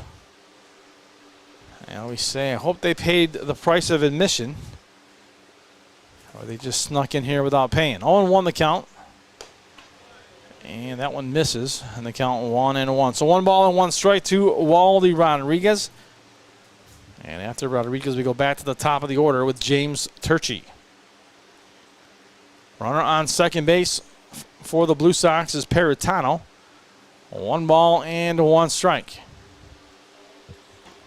Here is the pitch to Rodriguez. No, he's going to step off the rubber. Will Colina. So Colina steps off before he looks at the baseball, and we'll head back on top of the mound, and he is back and ready to go. 1-1. Looks at the runner at second base. Does Kalina, and now delivers on the pitch. Swing and a miss for strike two in the count now. 1-2 to Waldy Rodriguez. Rodriguez hitting .262 coming into this ball game. Popped up in his first at bat. 1-2. Kalina looking at the runner on second base. Now delivers the pitch. Ball is hit past the first baseman. Takes a little bit of a hop at the second base position. He grabs it. Does our second baseman Tyler Jones. And that is good for out number two. They advance the runner to third. So the runner on third, there's 2 outs now. Center fielder number 16 from the County College of Morris, James Turchie. So James Turchie, who is 0 for 2 tonight, grounded out and popped out tonight. He was going to come into the batter's box here to face Colina here in the top of the 6th inning. With a runner on third, a 1-0 lead for the Dogs and 2 outs. So Colina winds and delivers. Curveball, big arching curveball that hit him. And he's going to take his base. So Turchie hit by the pitch. That was a long arching curveball. Just caught a little bit of Turchie. So now runners on the corners at first and third. So the catcher, Vincent Cowdrey, who singled in his last at-bat, also struck out tonight. He will step into the batter's box with runners on the corners here for the Blue Sox. So 2 outs here for Vincent Cowdrey. Here's the windup and pitch. And there is a strike to count, 0-1. No balls and 1 strike.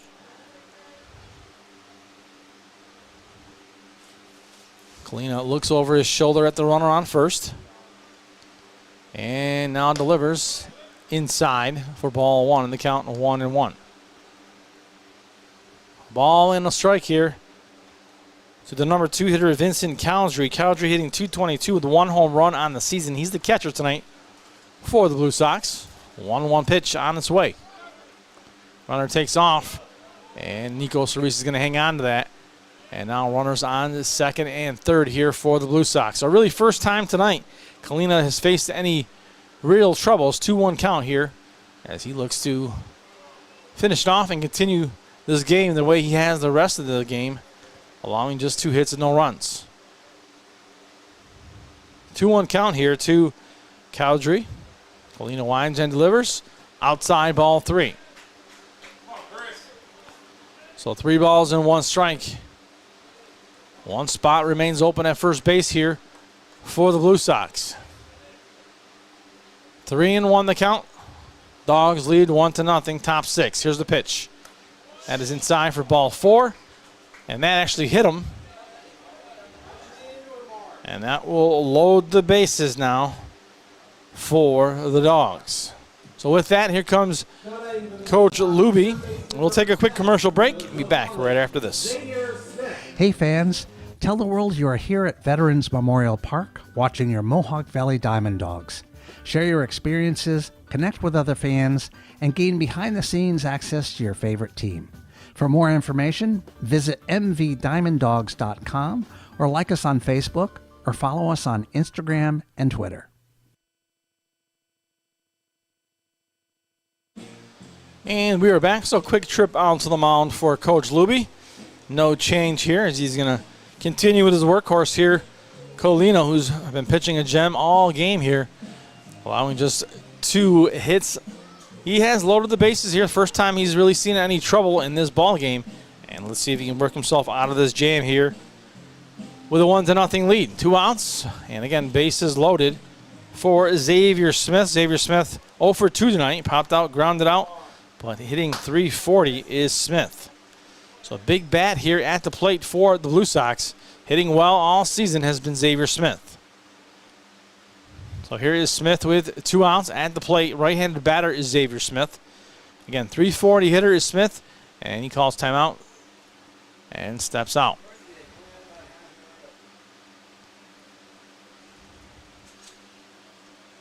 So both these teams playing the type of baseball they both want to be at in the summer.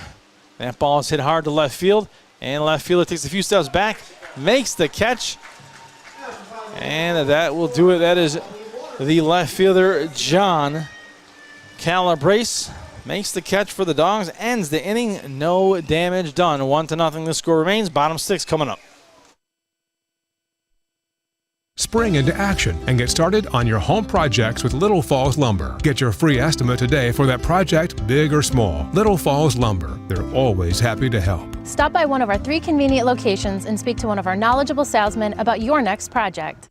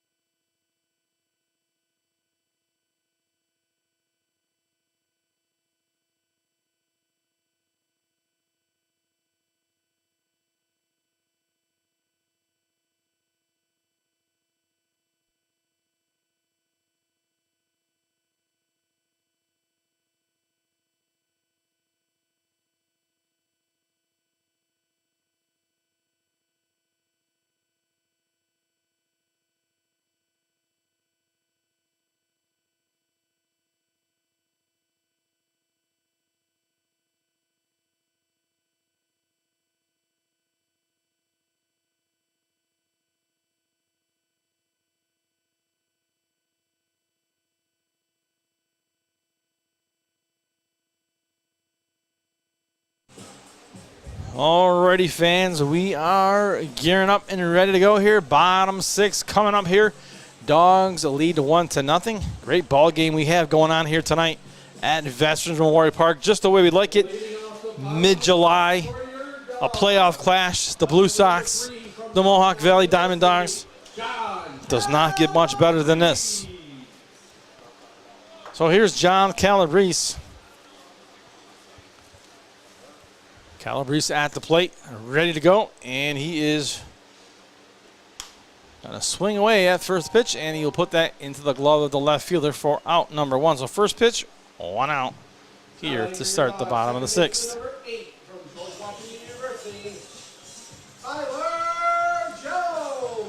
So Tyler Jones. So Bat Dog really doing a heck of a job tonight. He's very obedient. The ball, the bat was by the umpire area. He wasn't sure. Wasn't sure what he should do. Waited for orders, then he went. That's a great dog. 1 ball, no strikes. And I believe Bat Dog has reached a contract for next season already.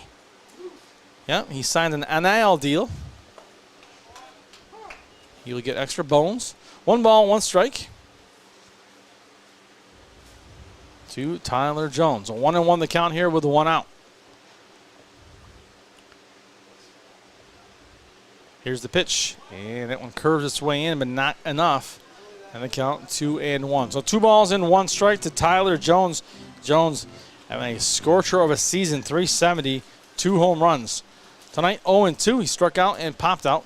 Looking to add something to that line here tonight. 2-1. Here's the pitch. And off the end of the bat, and the count 2-2. So 2 balls and 2 strikes here to Tyler Jones. Jaden Ross is on deck. I know the Ross family is watching. I saw their name pop up in the feed. So thanks for joining us, Ross family. We know I've seen you many times this season and in the past tuning in to watch Jaden play.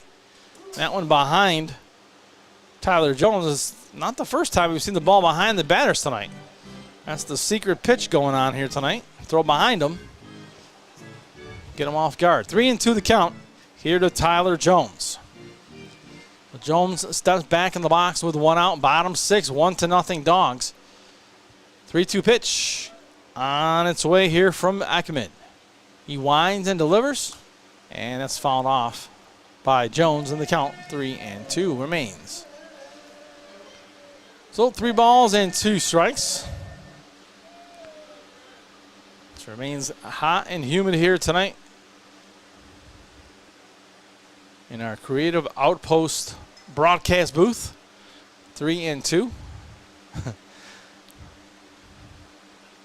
Here's the windup and the pitch. And there's a swing and a miss. And down goes Jones. So out number 2 for the inning here. And Jaden Ross now will come to the plate. So Jaden Ross, now the batter for the Dawgs. He is 0 for 2 tonight as well. He's grounded out, popped out. And he comes out to the song, bring him out, bring him out. So definitely what the Dawgs are looking for. Bring that bat out, Jaden Ross. Here's the pitch. That one curves inside, but doesn't curve deep enough inside to cross the plate, and the count 1-0. So a ball and a strike to Ross. Should Ross reach, John Ramsey is due up next. That one misses for ball 2, and quickly the count now 2-0.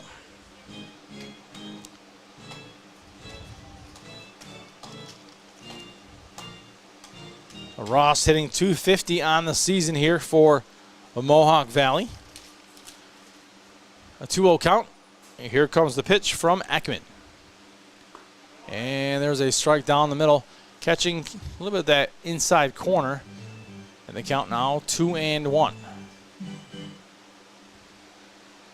So 2 balls, 1 strike, 2 outs. Ross is ready. Here's the pitch. Outside, ball 3. And ahead now in the count is Jaden Ross. Ahead on Trey Ekman. 2 outs, nobody on. We are in the bottom of the 6th here. Dawgs with a slim 1-0 lead.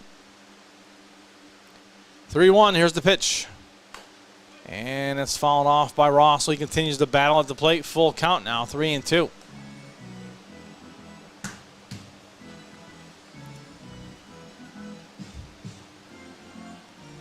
So Ross with that sliding mitt in his back pocket.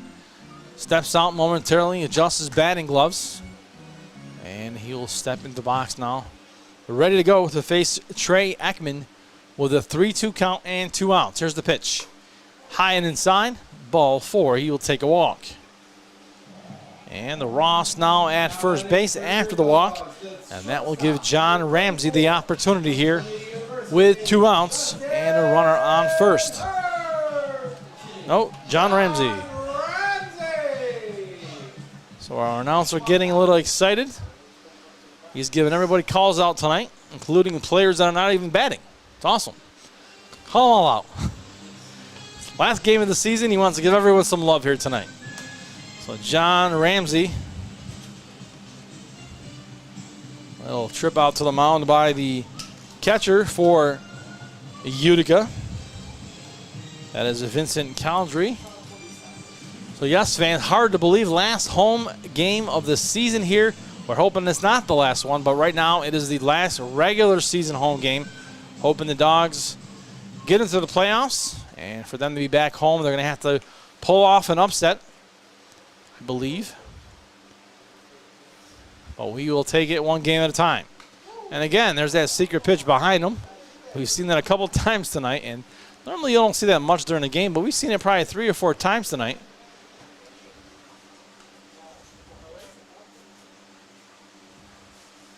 And the count 1-0. Oh, looks like I'm going to call a foul ball. Let's see. Let's go. We're trying to see what he called the man in blue. We're not sure. And let's see what he puts up here. And he's not going to put anything up. And we'll tell you in a minute, but it looks like it might be 0-1 if he called the foul ball. We'll see. Here's the pitch. And that one high for a ball. And with 2 outs, a runner on first for Ramsey. 1-1, we believe, is the count. And as soon as we get that verified, we'll let you know for sure. Runner starts to take off. That one misses for ball 2. And the count, yes, 2-1. So 2 balls and 1 strike to John Ramsey. Justin Hurd is on deck. 2-1 count. Here is Ekman now with the pitch. And that ball hit foul past the third base line on the count, 2-2, and that's the famous twos with 2 balls, 2 strikes, and 2 outs. John Ramsey is the batter at the plate. He's got a runner on first base. That runner is Jaden Ross, reached on a walk. 2-2, here we go. As Trey Ekman gets his sign from his catcher. He's going to set, wind, and deliver on the 2-2. 1-0 to score. Dawgs ahead. Here is the pitch. Swing and a miss by Ramsey. He strikes out for the second time tonight. Ends the inning. The score remains 1-0. We head to the top of the 7th.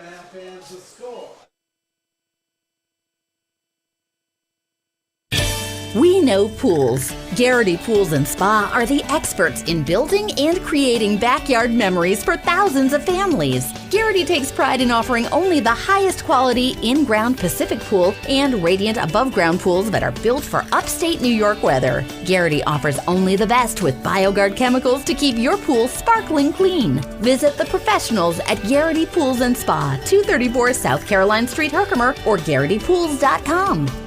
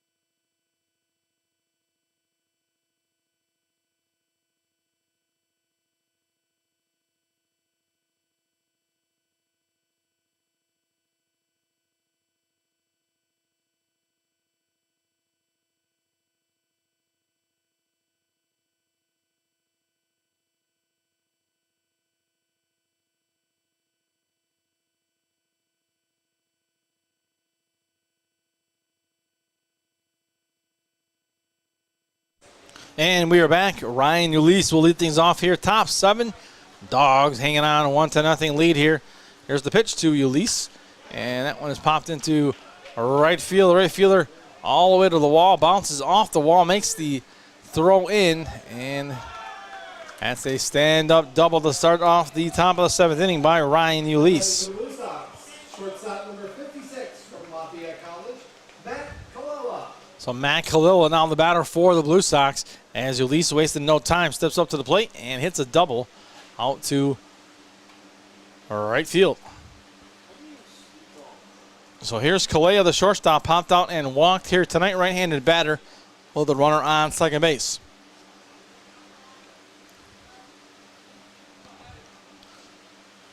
So here's the windup now and pitch to Kalea. And that is strike one, the count 0-1. So Kalea, a .320 hitter for the Blue Sox. So Kalea hits the ball well for Utica. 0-1, here we go. Runner on second, taking a short lead, not being held on at the moment. Second baseman creeping in just a bit. He's going to back off here.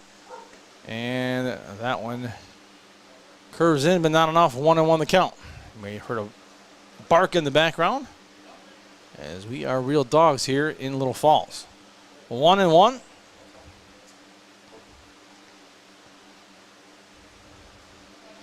Here is Colina with the 1-1 pitch. And that is falling off on the count now, 1-2. So 1 ball, 2 strikes here to Kalea. It is Kalea at the plate, Colina on the mound. Blue Sox have a runner on second base. Nobody out, top 7. Dogs lead 1-0 in this battle here for playoff supremacy. 1-2. Kalina's going to wind and deliver. And that one is hit to the left field into the glove of the left fielder, John Calabrese. And A run will score. His runner was at third. I'm sorry, I forgot to tell you that. Fielder number 12 from Valparaiso University, R.J. Tomei. So Matt Kalea with the sacrifice fly scores a run. And the score now 1-1. So R.J. Tomei 0 for 2 tonight. Popped out twice. Runner on first base with 1 out. 1 out as. And there is a strike to count 0-1.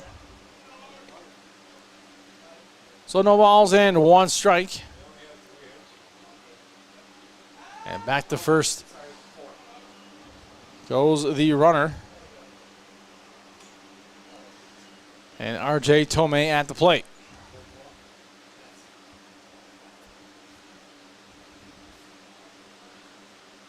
Pitch is in the dirt. And the count 1-1.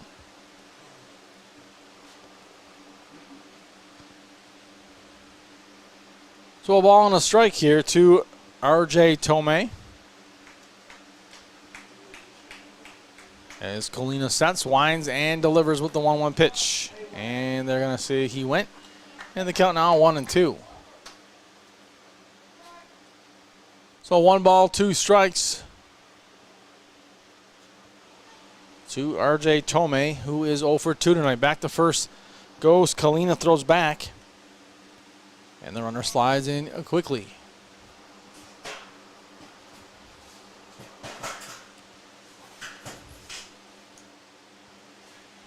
R.J. Tomei at the plate, 1-2.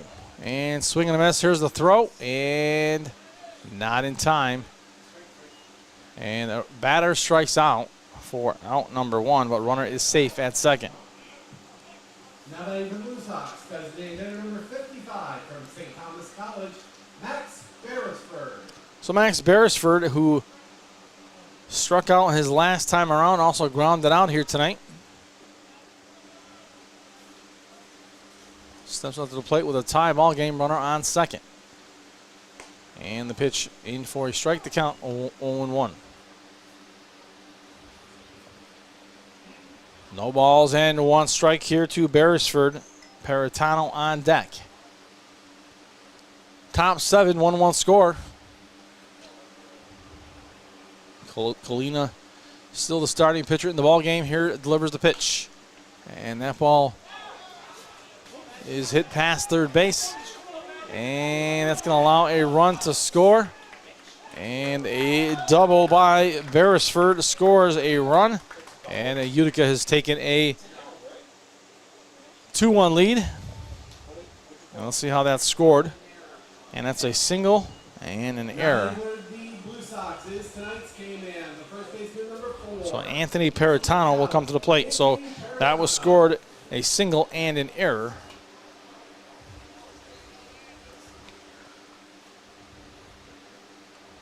So Paratano, the K-man, will step into the box now with the Blue Sox taking a 2-1 advantage. Still just 1 out here for Utica. Here's the pitch. Inside, ball 1.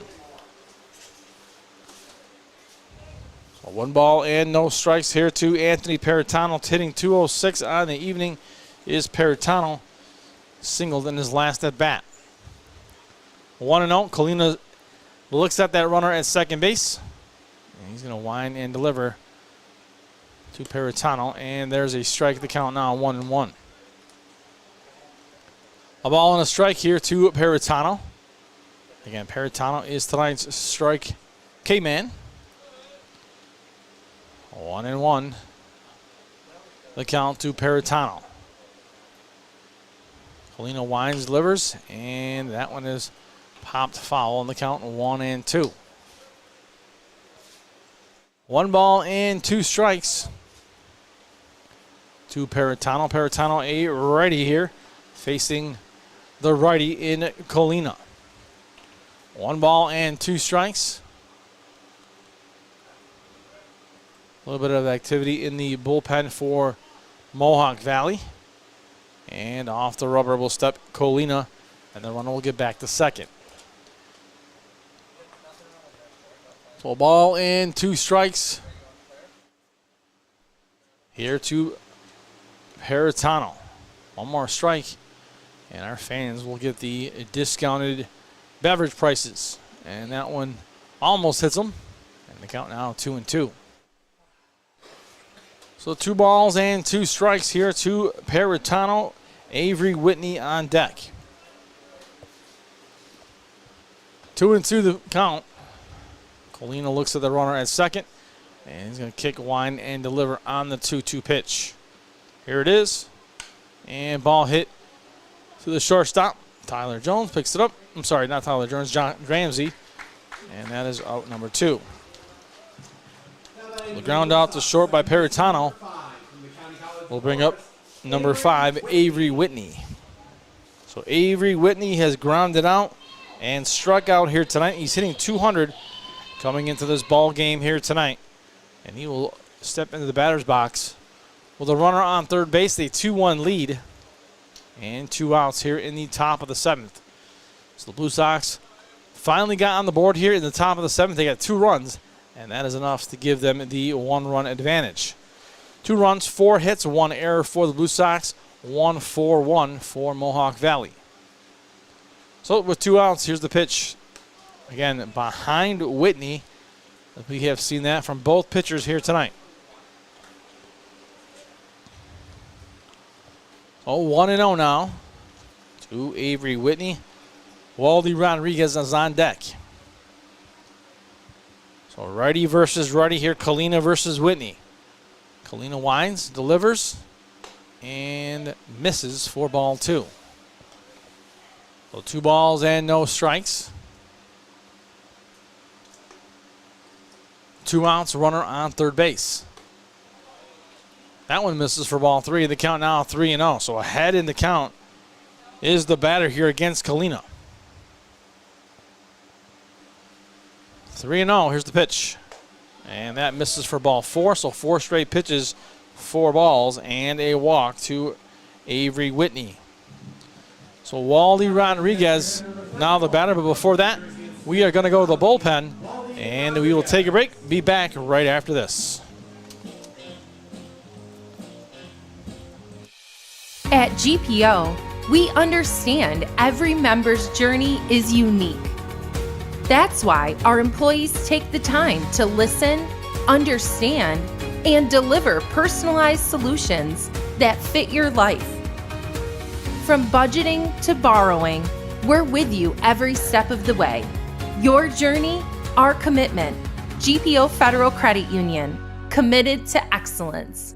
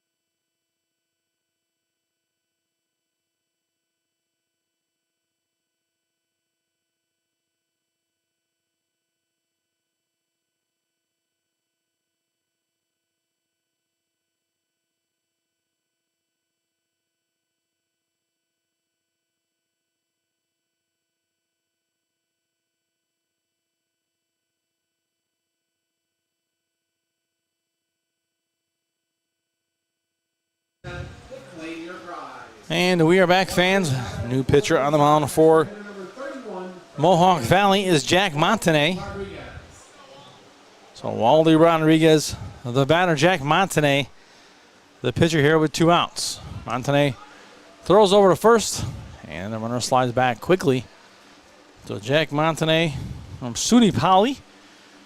He is a Wildcat. That is my alma mater, so proud to see a Wildcat on the mound here playing for the Dawgs. Montanay got back to first base, and the runner slides back quickly. That runner, Avery Whitney. So runners on the corners here for the Blue Sox with 2 outs here in the top of the 7th. Montanay is set, winds and delivers, and there's a big swing and a miss. And they count 0-1 to Waldy Rodriguez. Rodriguez popped out, reached out a fielder's choice here today. Hitting .262 is Rodriguez. He's down 0-1 in the count. And that one, curveball, misses for ball 1 in the count now, 1-1. 1 ball and 1 strike here by Montanay. And 2 outs. Here's the windup and the pitch, and that's fouled off in the count now, 1-2.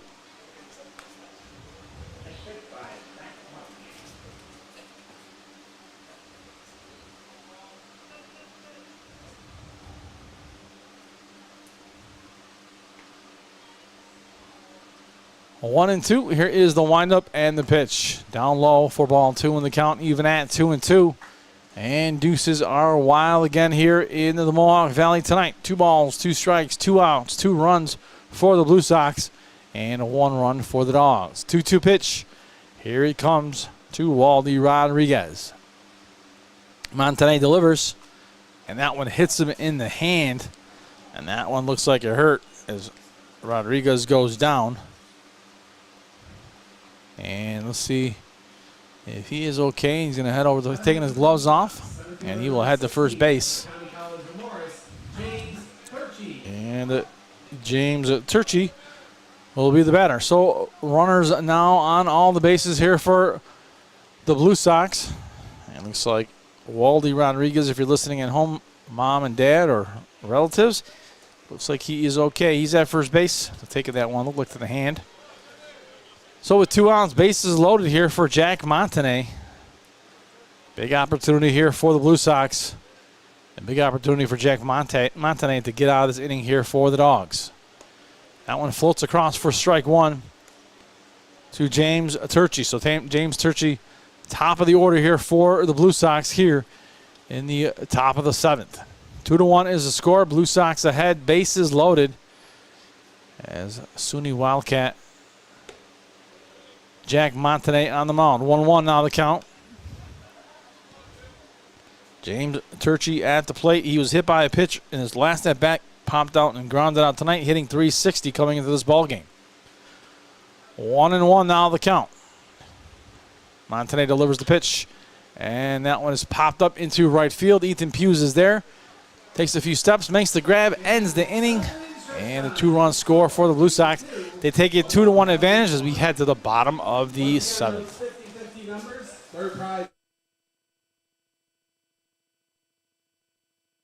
Spring into action and get started on your home projects with Little Falls Lumber. Get your free estimate today for that project, big or small. Little Falls Lumber. They're always happy to help. Stop by one of our 3 convenient locations and speak to one of our knowledgeable salesmen about your next project.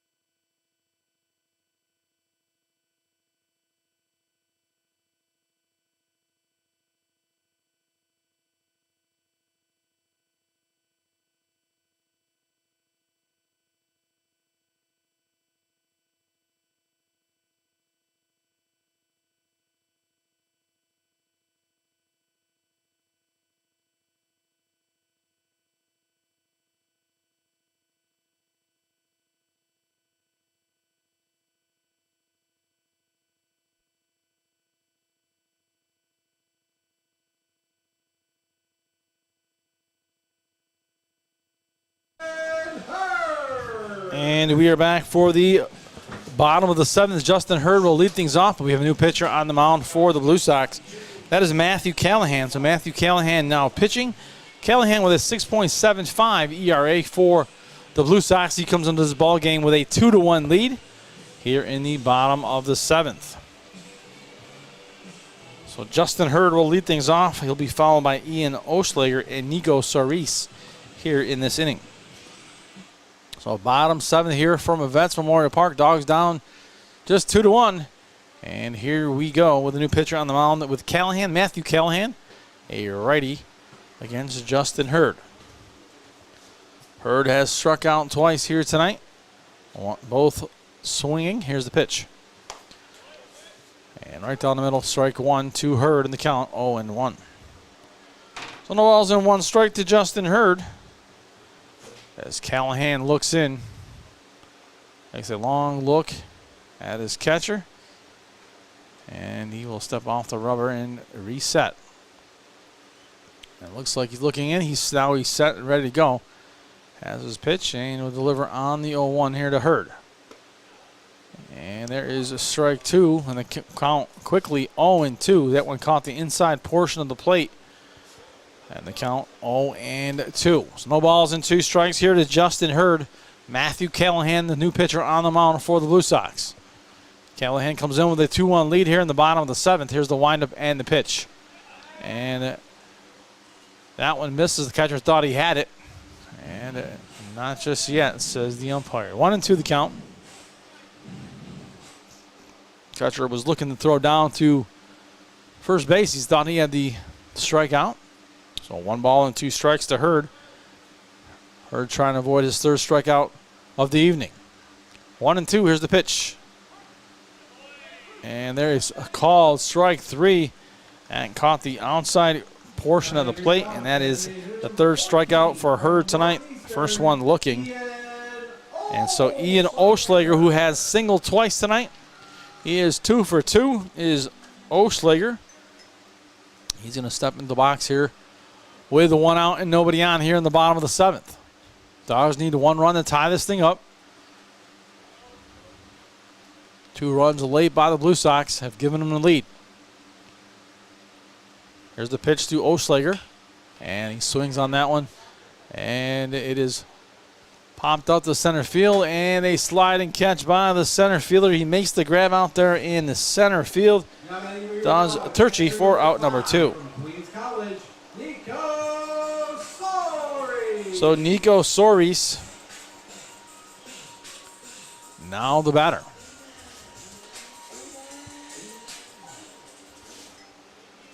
So here is Nico Soris at the plate with 2 outs, nobody on. Matthew Callahan is the pitcher. Here's the windup. And the pitch from Callahan. Outside, ball 1. So 1 ball, no strikes. Good crowd still on hand here at Vets Park. As you look over to the right side, and the bleachers are full, and the first base seats are full. Good crowd on the other side as well. And they are in for a great game here tonight. 1-1. A ball and a strike here to Nico Soris with 2 outs. Nobody on. Bottom 7. Blue Sox ahead 2-1. 4 hits apiece for both teams. Everything looks pretty much the same except for the score. 2-4-1, 1-4-1. And that is ball 2 in the count now, 2-1. So 1 run separates what the scoreboard would look identical. 2-1 now the count to Soris. Here's the windup and the pitch. And that one misses for ball 3 in the count now, 3-1.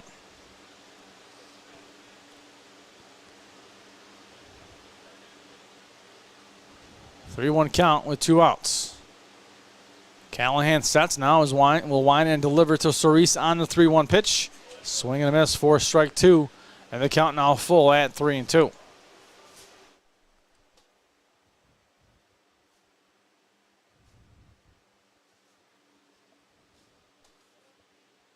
Here's the 3-2 pitch, and that one is hit into right field, and a sliding attempt by the right fielder gets away from him, and Cerise is going to go to second.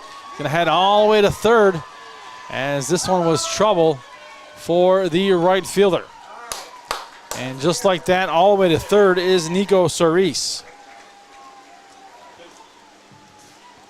Now batting for your Dogs, the first baseman number 23 from Herkimer College, Brandon Hawk. Ryan Ulysses out in right field. So a hit for Cerise, and Brendan Hawk is now the batter with 2 outs. So with 2 outs, here's Brendan Hawk. He has struck out twice tonight, once looking, once swinging, but he's got a runner on third base now. 2 outs, so tying run at third. Go ahead and run at the plate. Here's the pitch. Inside, ball 1.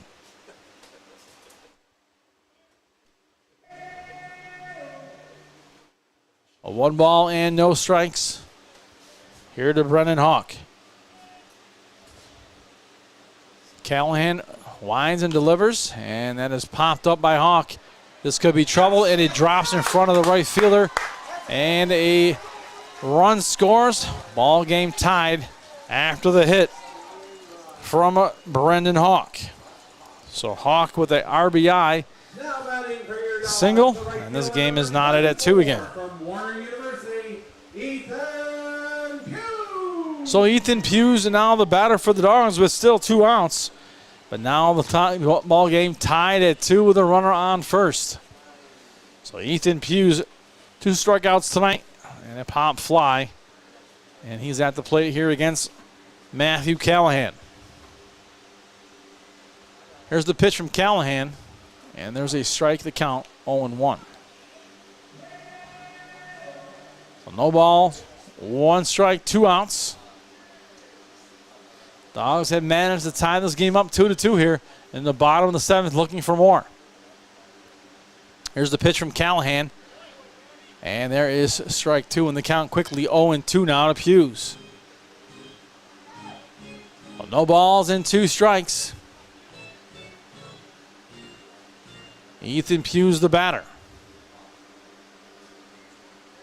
Bottom 7th tie game here, 2-2. 0-2 pitch coming from Callahan now with runner on first. Here's the pitch. Down low misses for ball 1, and the count 1-2. So a ball and 2 strikes to Ethan Hughes. Callahan is set. Looks in. Looks at the runner on first base. And he's going to deliver on the 1-2 here with 2 outs. And that one misses inside. And the count even at 2-2. So again, 2-2.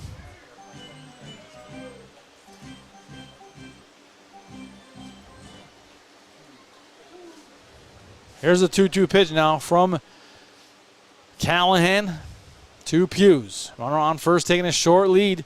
Here's the pitch. Outside, ball 3, you have a full count. So full count here.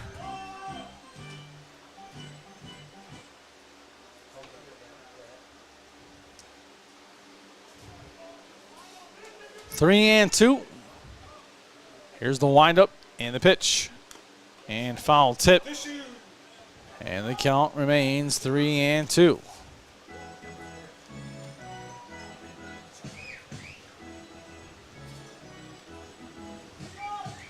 So 3-2, here we go.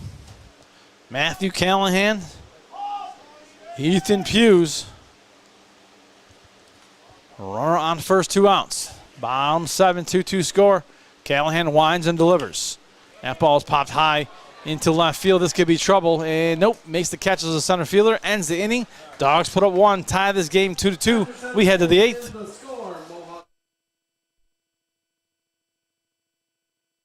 At NBT Bank, we know that this day starts with this one.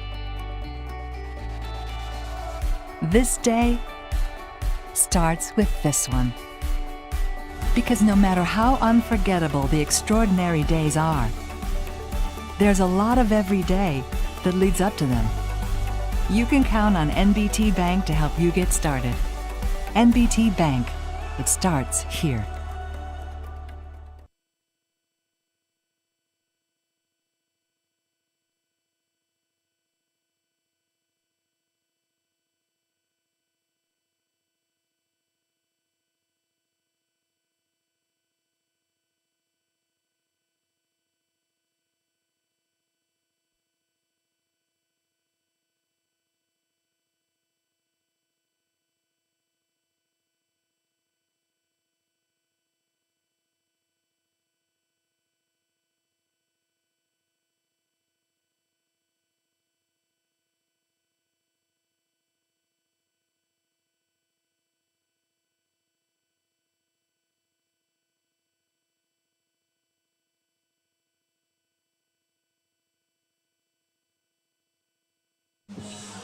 And we are back. It is the top of the 8th inning. We have ourselves a ball game here in Little Falls tonight. It is the Dawgs from Mohawk Valley. It's the Blue Sox from Utica.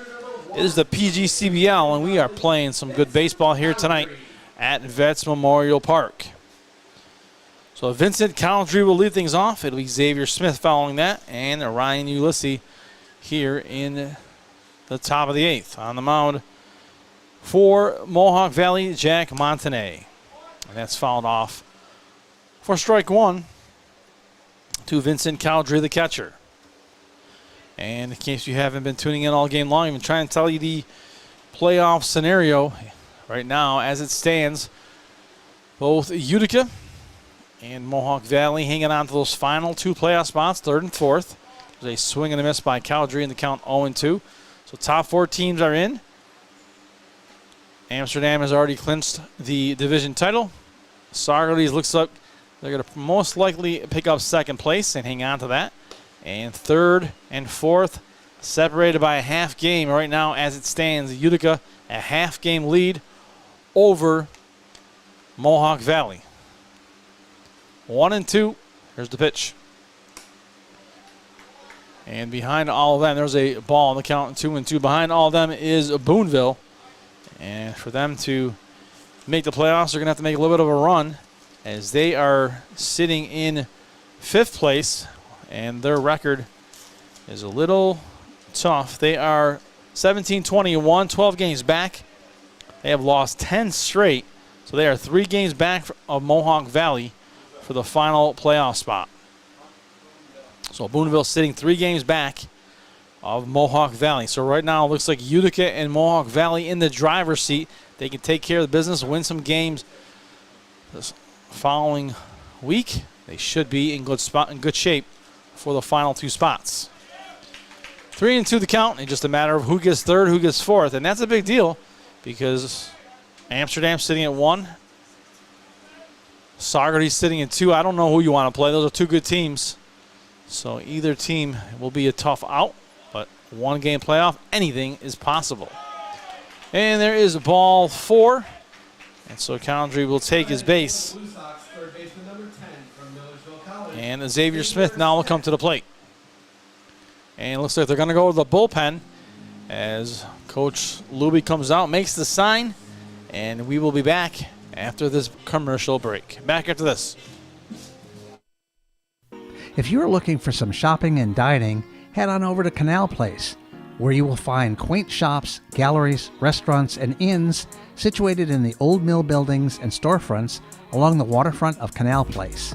They've become known as the happening place for the arts in the Mohawk Valley. Not so long ago, many of these buildings were working mills serving the garment industry. Even today, after conversion to service retail space, many of these rugged but lovely structures speak to our great regional manufacturing heritage. If you're looking for fine arts, entertainment, or antiques, you simply must pay a visit to Canal Place.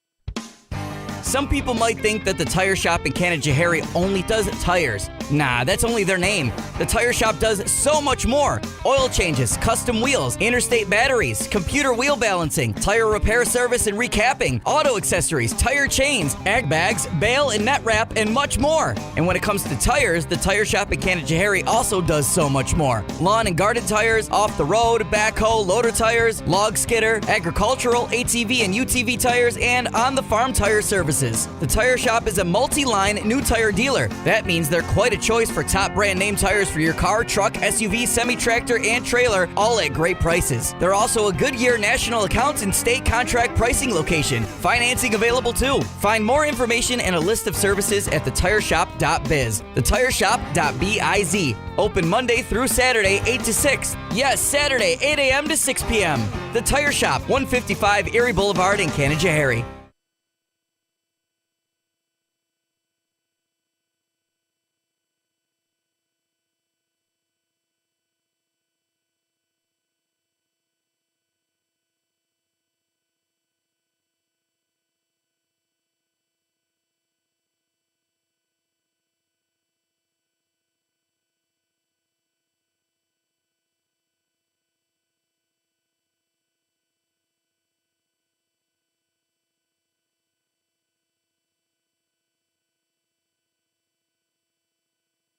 And we are back. Aiden Colagrande now in the ball game here for the Mohawk Valley DiamondDawgs. So Aiden Colagrande in the ball game for Mohawk Valley pitching. Colagrande, a big left-hander for the Dogs. He's going to face Xavier Smith here with a runner on first here in the top of the eighth. Here's the pitch. Swing and a miss by Smith to count 0-1. So no balls and one strike to Xavier Smith. Following Smith is Ryan Ulysses. He is on deck, and if he were to reach, Matt Kalea to follow. 0-1, here's the pitch. And that one misses in the count now, 1-1. So one ball and one strike to Xavier Smith. Again, nobody out, runner on first base. 1-1 count, here's Colagrande with the windup and the pitch. And swinging a foul tip to count now, 1-2. So one ball, two strikes.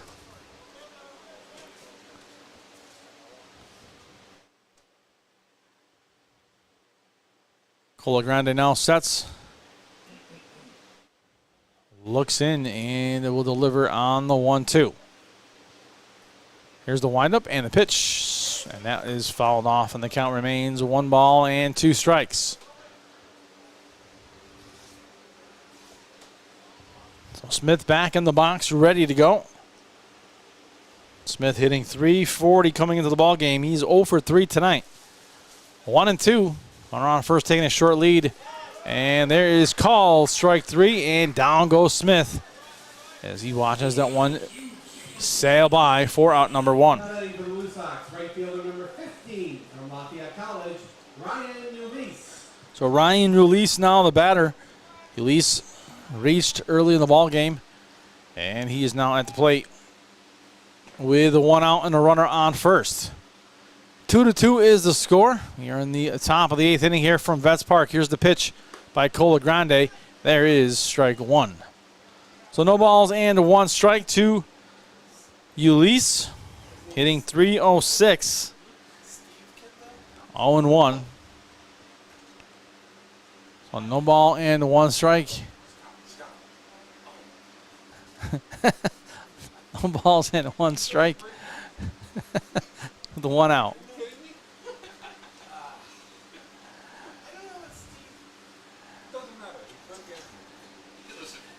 Here's the windup and the pitch, and that one misses.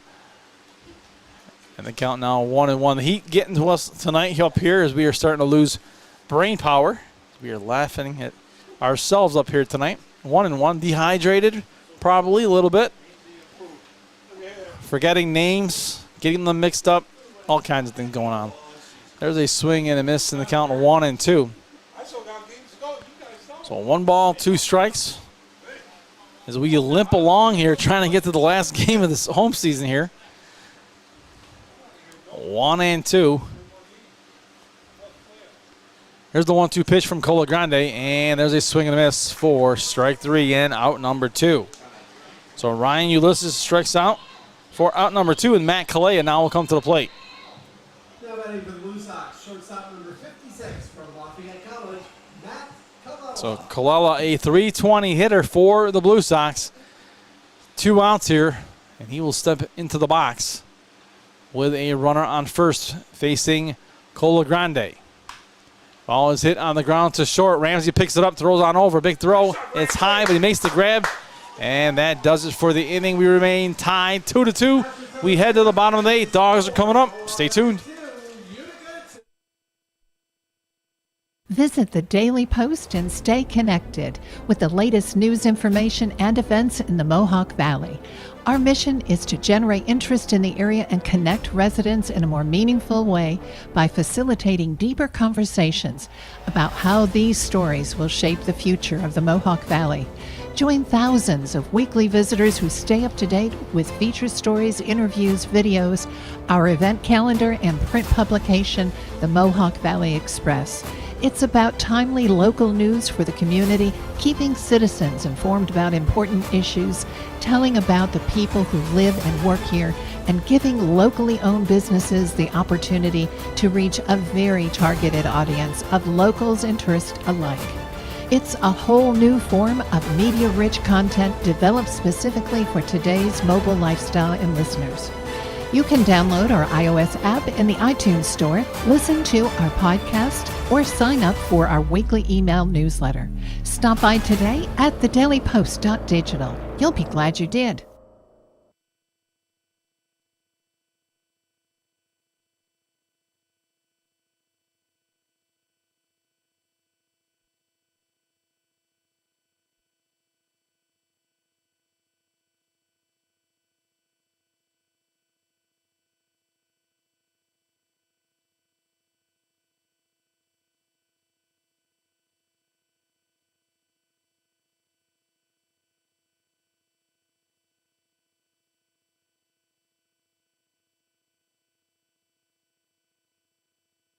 And we are back here for the bottom of the 8th inning. And it is 2-2 the score.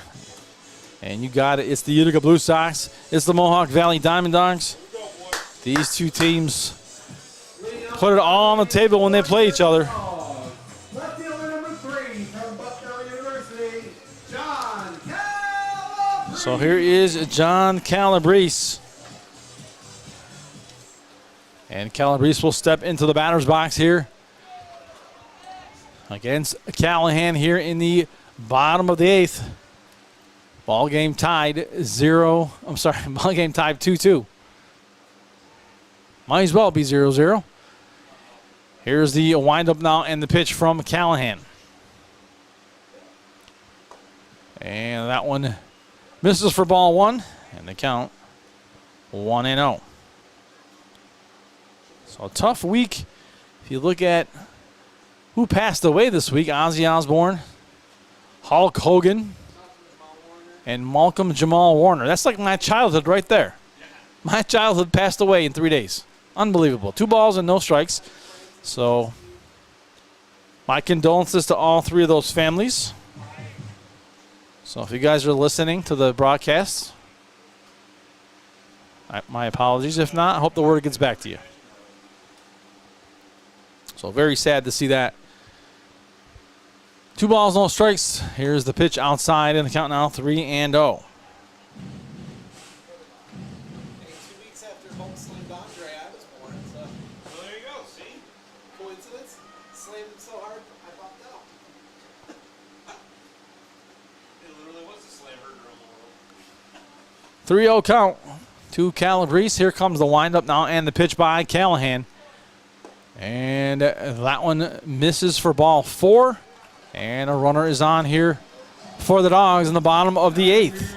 Second baseman number 8 from George Washington University, Tyler Jones. So Tyler Jones now will come to the plate. So shout out I hear to Tim Best as he is listening to the broadcast from the Utica Blue Sox. So hello to Tim as he called the Utica Blue Sox games for years. Now he's doing the play-by-play out there, or I'm sorry, the public address So hello to Tim. I heard he posted the scenario for the playoffs. I can't find it. I heard about it, but I don't know where it is. But that's okay. 1 ball, no strikes. We all know that these two teams are battling down to the very end. Let's put it that way.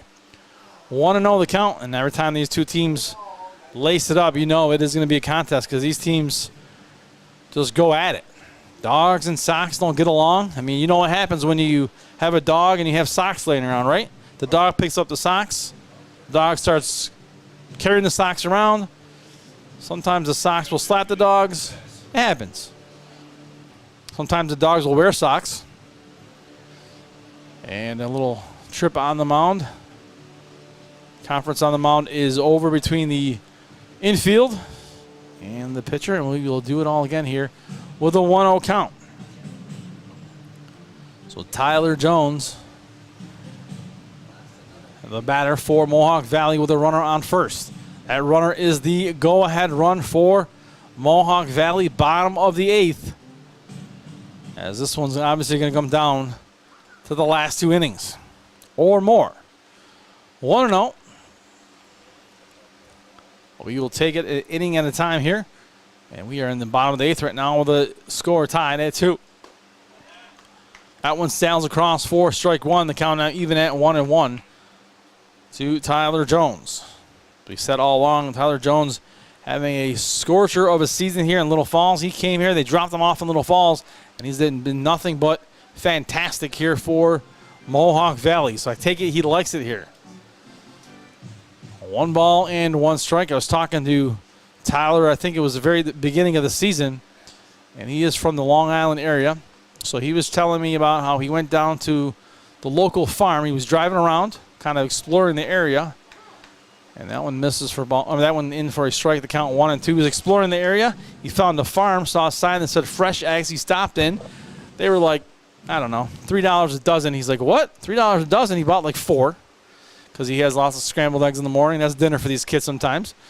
And then he went a little bit further down the road, and he saw that he can get some fresh milk for like $5 a gallon, and he bought 2 gallons. And he's like, this is fantastic. Well, being from Long Island, yes, I agree, because the first time down there, I think I paid $12 for a slice of pizza. 1 ball, 2 strikes. But that's why we love the Mohawk Valley. We sometimes take it for granted. Food is good. Housing prices are cheap. Great place to raise a family, and a great place to watch baseball. 1-2 count. There's the pitch. And that one's foul. Oh, it's just a hit fair. And that's going to cause some trouble as it hit to the pitcher. It was a little dribbler. And a base hit for Tyler Jones. Looked like it was going to go foul. And he put it right into play and just dribbled off his bat past the pitcher. And now runners on first and second here for the Dogs with nobody out. So Jaden Ross now with a prime opportunity here. He walked in his last at bat. He's got nobody out. Runners on first and second. Tie ball game, bottom of the 8th. So Matthew Callahan trying to keep everything kosher here, but Jaden Ross looking for a party. Here comes the pitch now to Ross. And shows bunt, pulls it back. They throw to second base. Safe at second. Quick throw. So a very quick throw as Calabrese gets back. Again, runners on first and second here for the Dogs. Nobody out.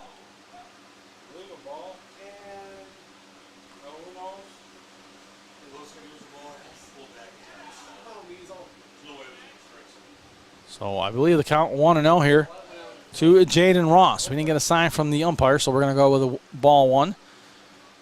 1-0 pitch as Callahan looks in.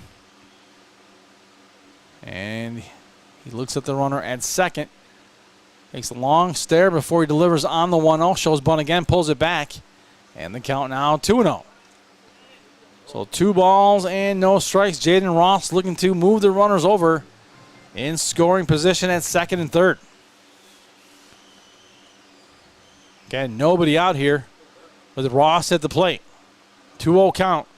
Callahan looks at the runner at second base. Kicks, winds, delivers. Ross backs it off again And ball 3 now. So 3 balls and no strikes. Only one spot to put Ross with the runners on first and second. So interesting situation developing here. With the Ross at the plate facing a 3-0 count, looking to bunt. He's pulled it back every time. Here's the 3-0 pitch. Again, shows bunt, pulls it back again, and there is strike one. The count now 3-1. So Ross in the driver's seat now with the 3-1 count. Putting all the pressure on Matthew Callahan to deliver the perfect pitches here. 3-1. First baseman playing on the grass. Here's the pitch. And Ross fouls that one off on the count now, 3-2. So Matthew Callahan battles all the way back. Full count now, 3-2 to Jaden Ross. I know the Ross family is listening, so cozy up. 3-2. Jaden at the plate with a 3-2 count. Nobody out. 2-2 game, bottom 8. Runners on first and second. Hope you got the popcorn. Ross family, here we go. 3-2, here's the pitch. And that is fouled off by Jaden Ross. And the count remains 3-2. So no time for the Ross family to go get a refill on that popcorn just yet. Stay tight. As Jaden at the plate with a 3-2 count with the runners on first and second.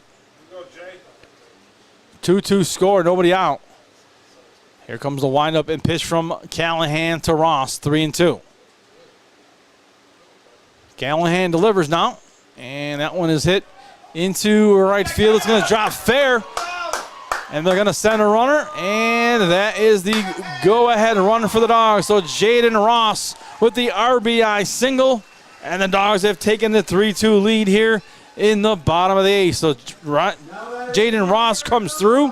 Shortstop number 34 from Trinity University, John Ramsey. So John Ramsey at the plate now after the RBI single from Jaden Ross. So for all that Ross crew that might be listening out there, if you need the refill on the popcorn, need a refill on the drink, you can go ahead now. We're good. So Ross at first base. Now runners on first and second for the Dogs with John Ramsey at the plate. Ramsey 0 for 3, struck out twice tonight, popped out. Nobody out. Dogs now lead 3-2 in the bottom of the 8th. Callahan sets now. And he's going to throw back to second.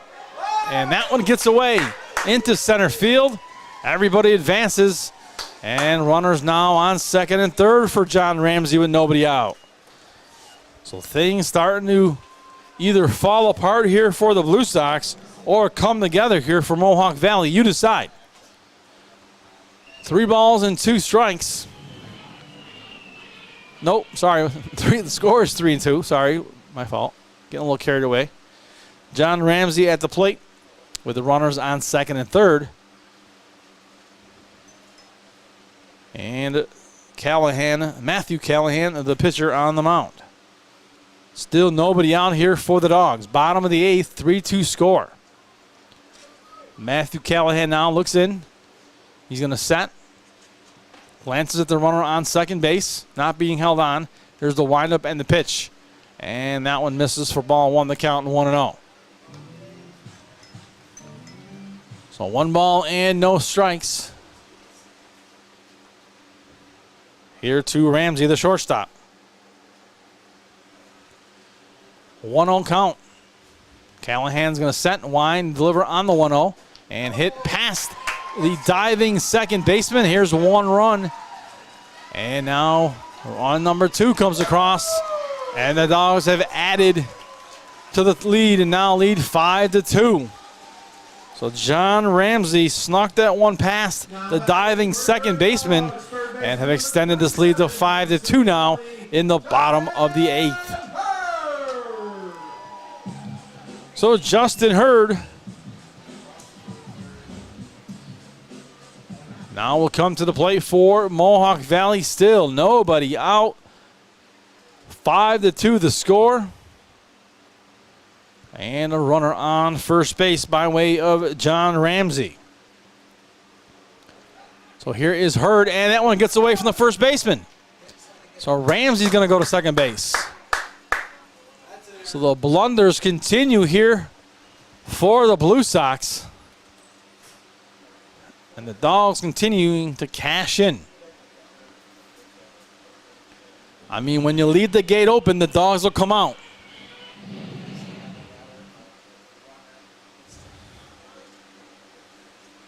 So Hurd now at the plate.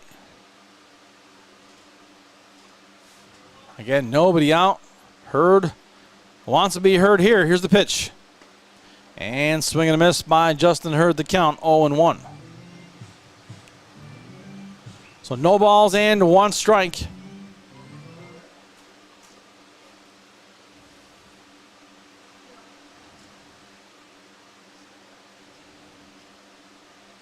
All one pitch from Callahan is on its way. And that one is fouled off by Justin Hurd. The count now 0-2. So no balls and two strikes to Justin Hurd. Ian Oschlager is on deck.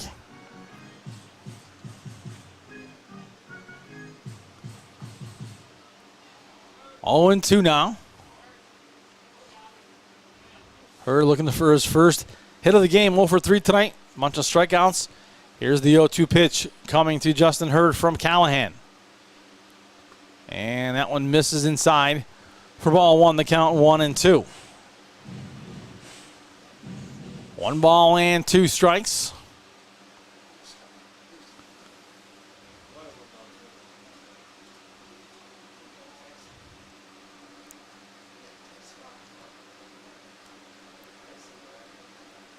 And that one gets past the catcher. Takes a big bounce.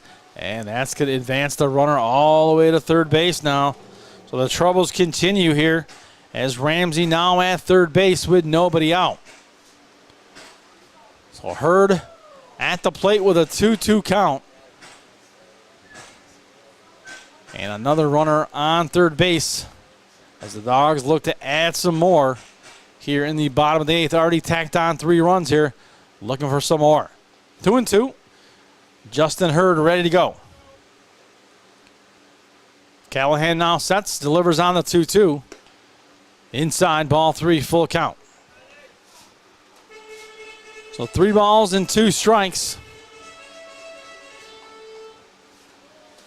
Justin Hurd, the batter, at the plate. Matthew Callahan, the pitcher. 3-2 pitch. On its way. And that is popped up. And the shortstop calls off the third baseman, makes the catch for out number 1. As Hurd pops out for the first out of the bottom of the 8th. And Ian Oschlager will now come to the plate. Oschlager with 2 singles here tonight already. Looking for more. So Ian Oschlager, right-handed batter, ready to go here against the righty, Matthew Callahan. So with 1 out, runner on third, 5-2 lead for the Dawgs, bottom 8.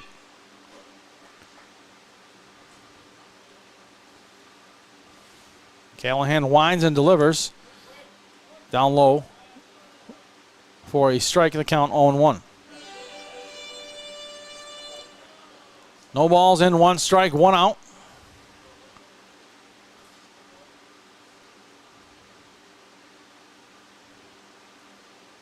And that one's falling off behind us here in the count, 0-2. So no balls and 2 strikes, 1 out.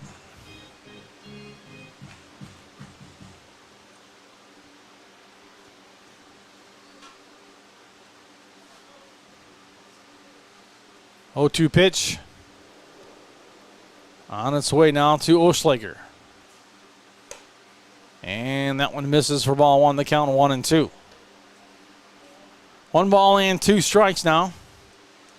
With the 1 out and a runner on third for the Dawgs. Ramsey at third for Mohawk Valley. 1-2 pitch on its way to Oschlager. And a little chopper down the third base line, foul. And we will stay put at 1-2. A ball and 2 strikes, 1 out. 5-2 score here for the Dogs. They put up 3 runs in the bottom of the 8th, looking for more. But it's just 1 out and a runner on third base. John Ramsey is at third. Oschliger at the plate. Callahan is on the mound, and he's going to deliver on the 1-2. And inside for ball 2, the count now 2-2.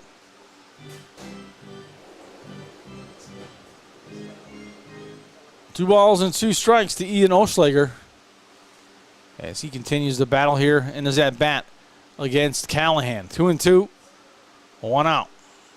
Wind up and the pitch on its way. And that misses low, and the count full at 3-2 now. So Oschlager really making Callahan work here in the bottom of the 8th. 3-2 now.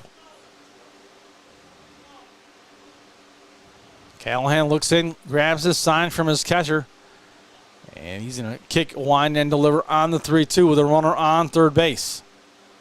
Swing and a miss, and down goes Oschlager for out number 2. So Oschlager strikes out for the second out, and Nico Soris, the catcher, now will come to the plate. So Nico Soris, who singled in his last at bat, now at the plate with 2 outs. A runner on third. That is John Ramsey.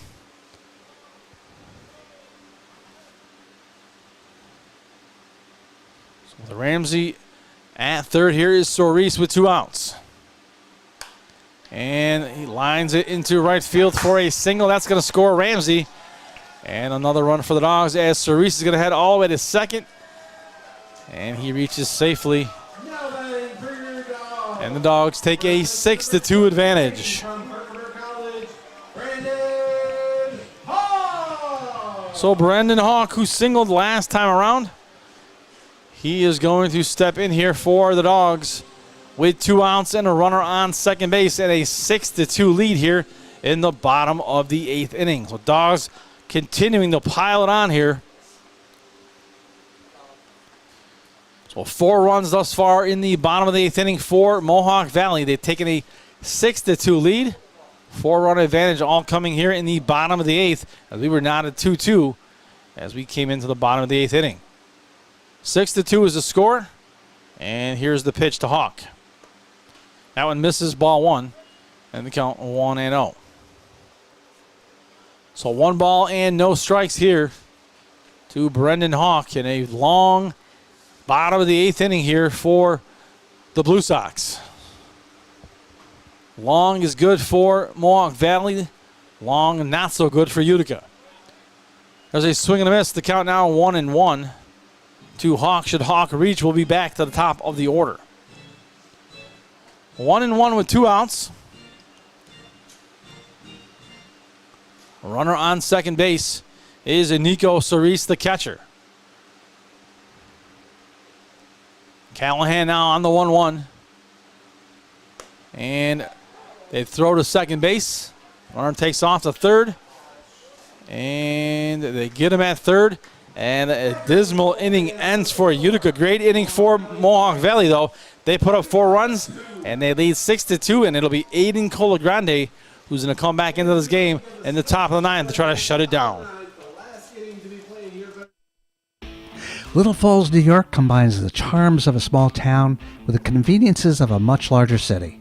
Of course, you'd expect to find welcoming people, beautiful scenery, family-friendly activities, and plenty to do outdoors. But you might be surprised to find that Little Falls, New York also has an espresso bar, gem shop, art center, French restaurant, antique centers, local hospital, and extensive civic services and amenities. Not to mention homes both beautiful and affordable, nestled in a dramatic natural setting amongst steep hills that descend to the Mohawk River and Erie Canal. Little Falls, New York. It's a great place to spend a few days or a lifetime.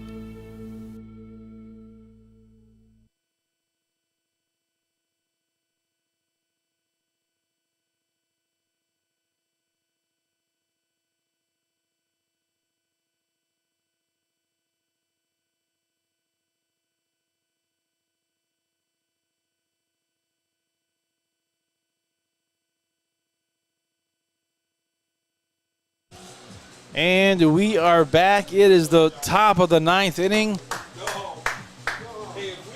And let me tell you how things are going here. It is 6-2. Mohawk Valley is ahead. Currently, they are sitting a half game back of the Blue Sox in 4th place. Remember, playoff position, 3rd and 4th. Both get a playoff spot. So right now, as we stand, Utica is in 3rd, half game ahead of Mohawk Valley. So here we go, Aiden Colagrande. Blue Sox, right fielder number 15, left fielder number 12 from Valparaiso, R.J. Tomei. So R.J. Tomei will lead things off here for Utica in the top of the 9th. It'll be R.J. Tomei, Max Beresford, and Anthony Peritano. So here we go. Dawgs lead 6-2. Colagrande looking to shut them down here and pick up a huge, huge victory in this playoff race. First pitch by Colagrande misses for ball 1. So 1 ball and no strikes. So I've been saying all along, a last home game here for the season in the regular season for Mohawk Valley. And there's a strike to count, 1-1. And not to say the Dogs won't be back here again, depending on how the playoffs go. But we'd like to take this moment to thank everybody for tuning in this year. It's been a great, great season. Thanks to Creative Outpost for the production, making sure that all the camera angles are great. I know our crew works very hard here. I see them work every day with those cameras in the heat, in the rain. And I want to give a special shout out to all those kids who are interns and work so hard at their craft. So thank you to all of them. Thank you to Dave Warner for putting it all together. Thanks to our guys in the booth who keep score, keep me on my toes. Obviously, thanks to the fans who listen to this broadcast and really reach out to us. It's really fun to see you guys tune in and say hello, and say hello when you guys get here.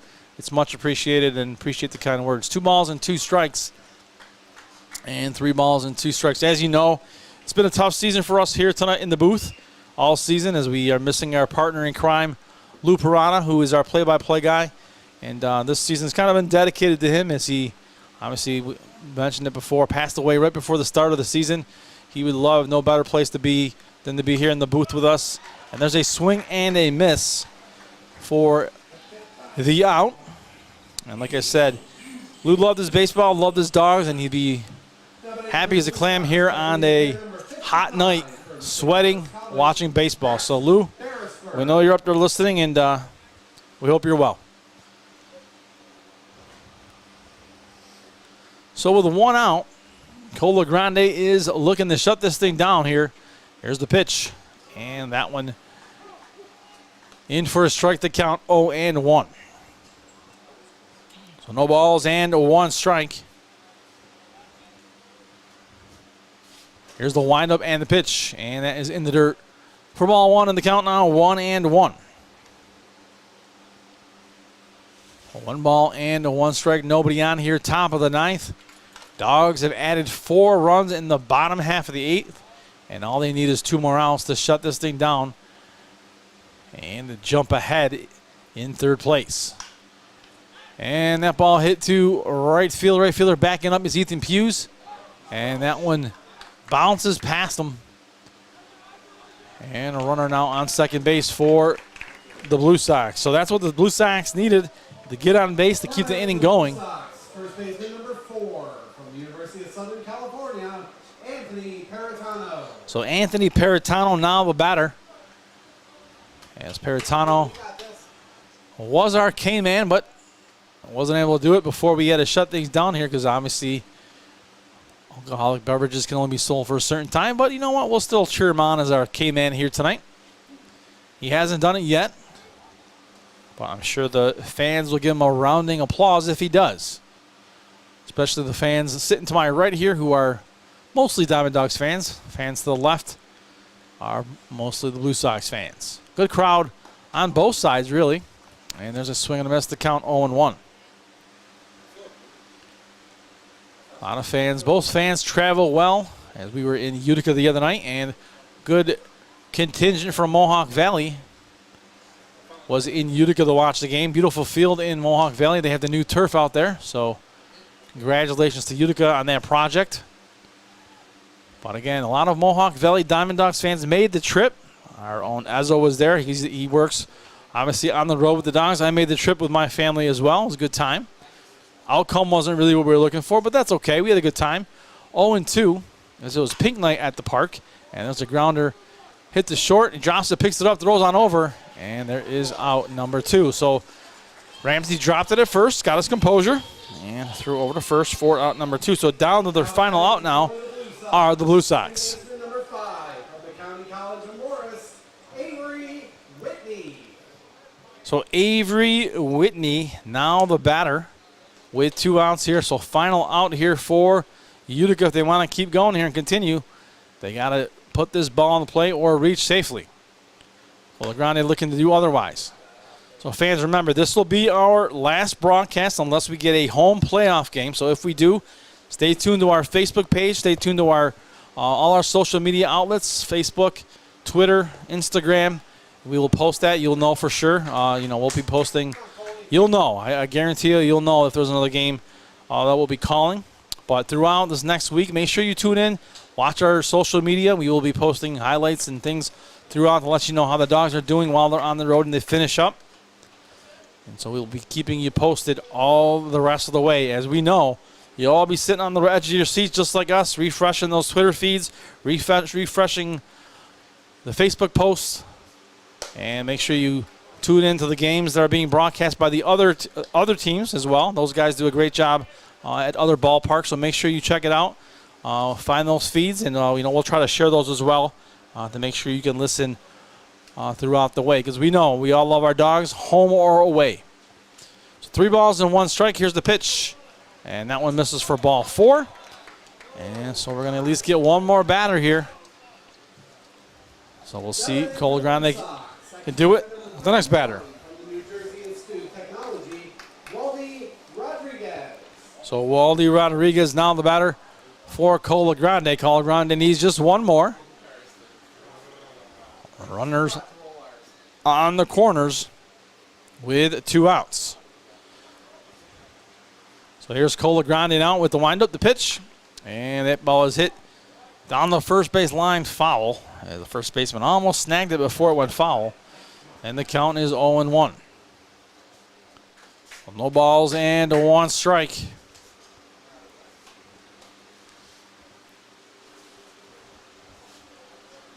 0-1 the count here.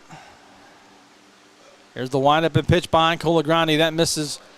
And the count now 1-1 to Waldy Rodriguez. So 1-1, 2 outs. Here's the windup and the pitch by Cole LeGrande with runners on the corners.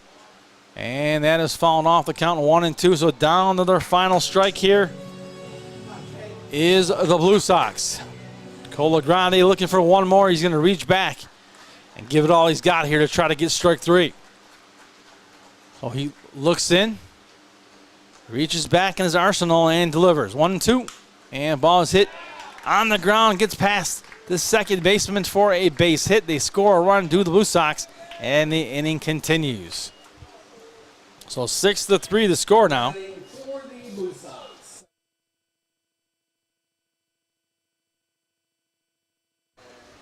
So back to the top of the lineup we go.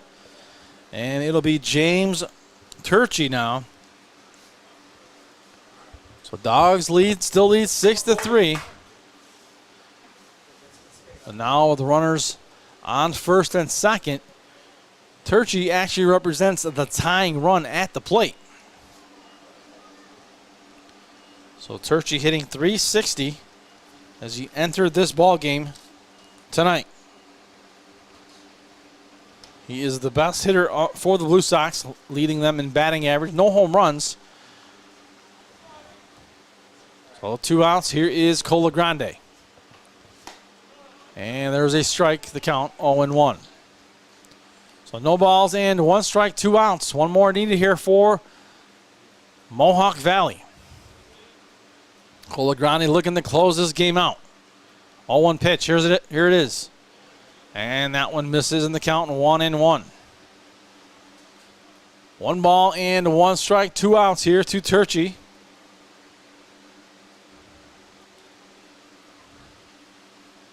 1-1 pitch from Cola Grande on the way.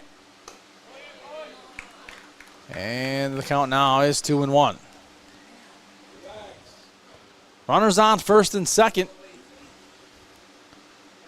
Just 1 out needed, 2 strikes needed for Mohawk Valley. Everyone on the edge of their seats here.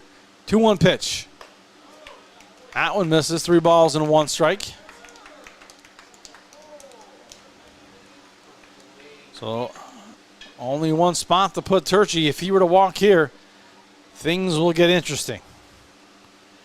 3-1. Here's Cola Grande. And that is popped foul. The count now full.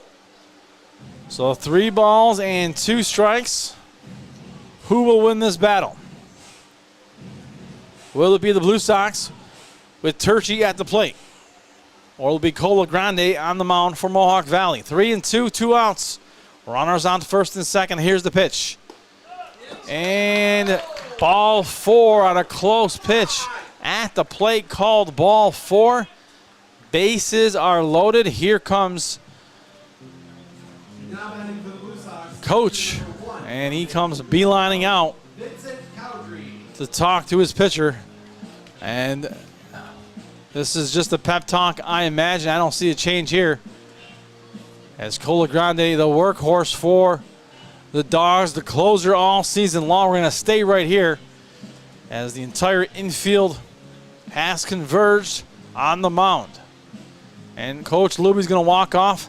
The teammates stay right there as they encourage their teammate, Cola Grande.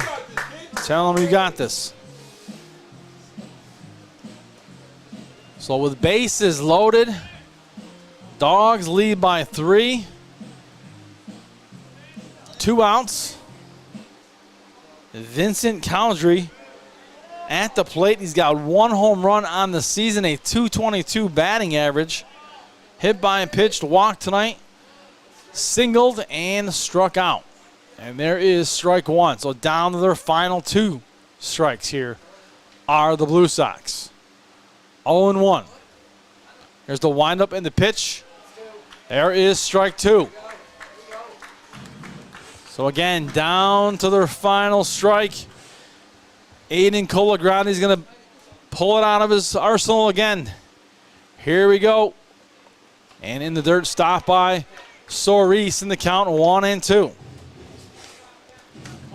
So Cola Grande has him where he wants him, ahead in the count. So you know Cola Grande is going to give him everything he's got here on this 1-2 pitch. 1-2, here it is.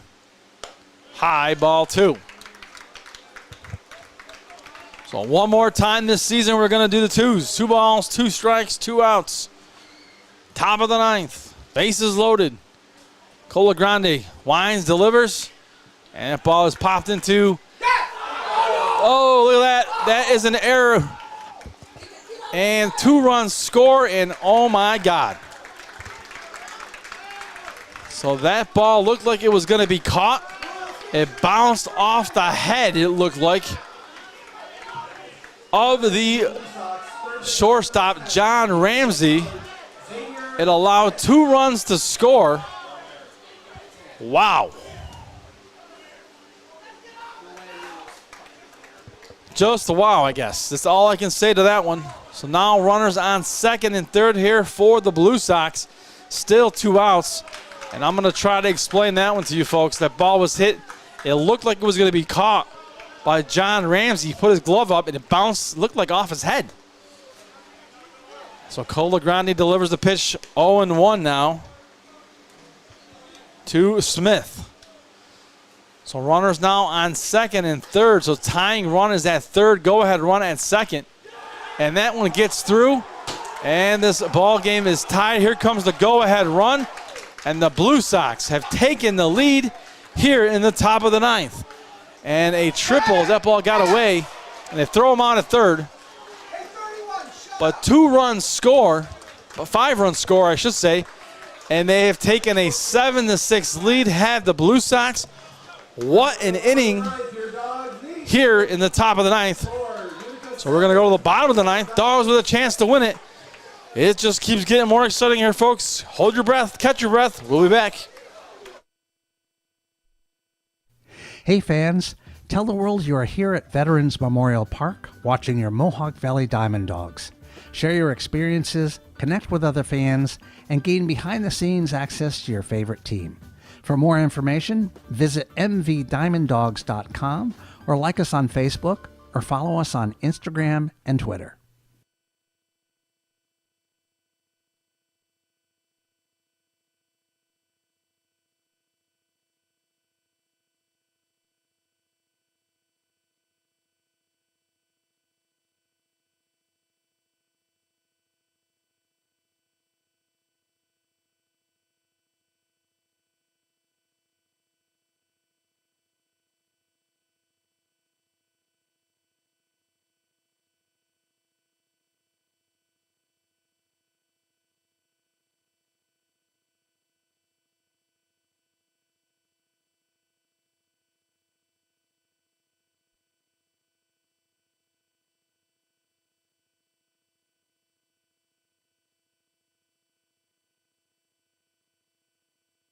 Wake up and smell the sizzle at your local Burger King.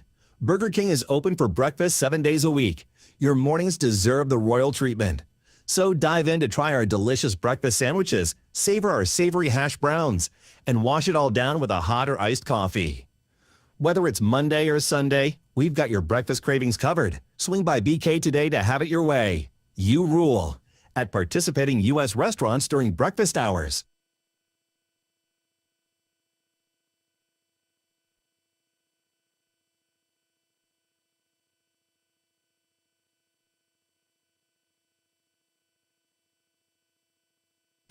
And here we go, fans. Bottom of the ninth. You can't set this up any better.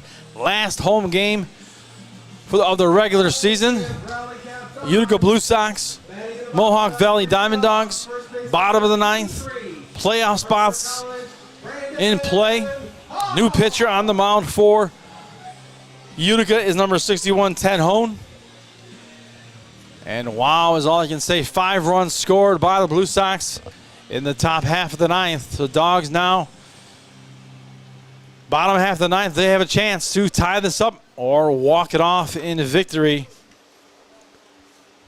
And a victory for the Blue Sox, for Utica will keep them in third place. A victory for Mohawk Valley launches them to third place. So everything on the line here in the bottom of the ninth. You can't draw this up any better if you do it in your backyard.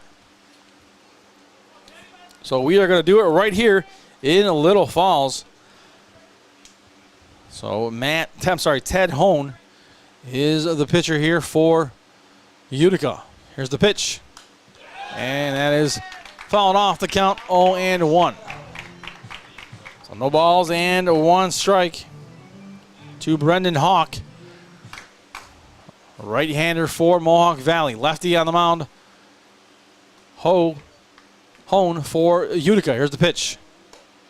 And there is strike 2, the count now 0-2. So no balls and 2 strikes to Brendan Hawk. Bottom of the order for Mohawk Valley. Then we go to the top with Ethan Hughes and John Calabrese. 0-2 pitch on its way now from Hone. Here it is. And that is fouled off, and the count remains 0-2. So an animated Blue Sox bench, and how can they not be? They scored 5 runs as it looked pretty bleak for them in the top of the ninth. The Dawgs not one to give up. They will continue to battle, I promise you that.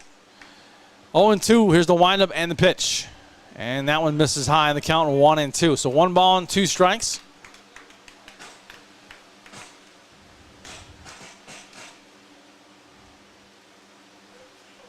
Hone ready to go. 1-2 pitch now coming to Hawk. Here it is. And swing and a miss. And there is strikeout number 1, out number 1 in the bottom of the ninth. And we go back to the top with Ethan Hughes. So Ethan Hughes now the batter. Remember, fans, just 1 run here is all the Dawgs need to tie things up. 2 will win it. So 1 at bat at a time is how the Dawgs are going to approach this. It's how they've done it all year. It's not going to change. here in the last home regular season game. That one misses. Ball one. One ball in, no strikes. As we said, when these two teams play each other, it's always a battle. 1-0, and tonight is no different. 1-0 pitch. Here's the pitch high, and the count now 2-0.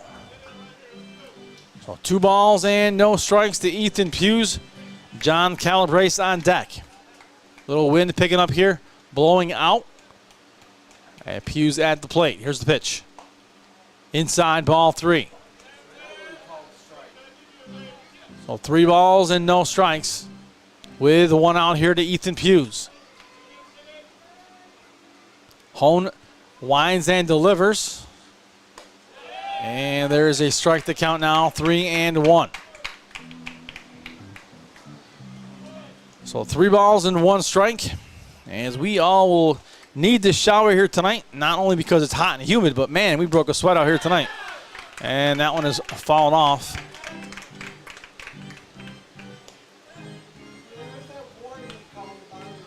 So 3 balls and 2 strikes now to Ethan Hughes. 3-2, here's the pitch. And that has popped up as Hughes continues to battle at the plate.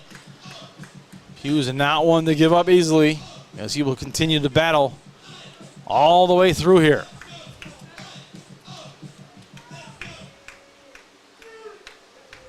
So Dog fans getting their money's worth here in this last game of the season for sure. 3-2, here's the pitch. And that one is hit into left field. And Hughes gets on his horse. He's on his way to second. And there it is. A base hit for Ethan Hughes, a double. And that is the tying run at second base.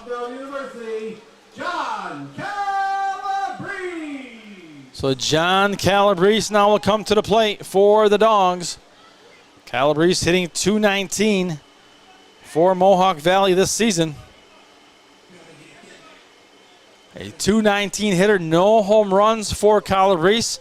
And how much more dramatic would it be if he got his first home run here? So Calabrese, the winning run at the plate. He represents the winning run. Tying run is at second base with 1 out. Ethan Hughes is that runner, that tying run. So here's Calabrese ready to go. Hone is ready. Here's the pitch. So lefty versus lefty, and there's one fouled off in the count, 0-1. So no balls and 1 strike. Calabrese steps out and takes that very unique practice swing, halfway swing, and then fouls it through.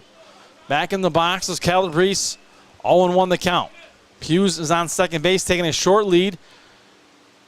Here's the pitch. Outside, and that one stopped by the catcher. Looking to keep that one nearby is the catcher, Vincent Cowdrey. 1-1. Lefty versus lefty. Who's going to win this battle here in the bottom of the 9th? 1-1. Wind up the pitch in the dirt. Ball 2. So 2 balls and 1 strike. Fans, if they were going to leave early, they did not. And what a game to stay for the entire game, as you never know how these games unfold. 2-1 the count. Here's the windup and the pitch now to John Calabrese. And he fouls that one off in the count, 2-2. So every pitch, ride or die on every pitch here, Dogs fans. Same thing for the Blue Sox fans who might be listening at home. Heart-stopping action here. Just when you thought things going to get any hotter, it is hot. 2-2. And that one is hit in the glove of the first baseman, and he's going to step on the bag as he runs it back. So runner advances to third base. Now 2 outs for the Dogs. Tying run at third base. Now heading for your Dogs, second baseman number 8 from George Washington University, Tyler Jones. So Tyler Jones at the plate for the Dogs. You could not ask it any better. If you're a Dogs fan, you want your best guy at the plate. Here he is, hitting .370 on the season, 2 home runs, tying run at third, a winning run at the plate. So you want dramatics, you got it, folks. Bottom of the ninth, 2 outs, 7-6 game. Tying run is sitting at third. Winning run is at the plate. And the Dawgs win this game. They jump into third place in the playoff race. 1-0 pitch. Here it comes. And that is popped up into foul territory. First baseman getting underneath it. Makes the grab, falls down, makes the grab, ends the game. The Blue Sox have pulled it off. They hang on to this ball game. They hang on to third base, up to third place. The season is over here for Mohawk Valley in the regular season, but it's not over yet for the rest of the year. They will continue to finish out the season on the road, and they are right in the midst of this playoff race. So fans, hopefully this is not it for us. If it is, thank you for tuning in, but we are hopeful we'll see you back here sometime, or the season will continue. Again, we are Creative Outpost bringing you this production, so thank you for listening in this year. It's been a great season. We hope to hear you one more time or a couple more times as the season continues for the Dog. Make sure you follow us on social media. I'm Pete Pagliaro. Thanks again. Have a great night.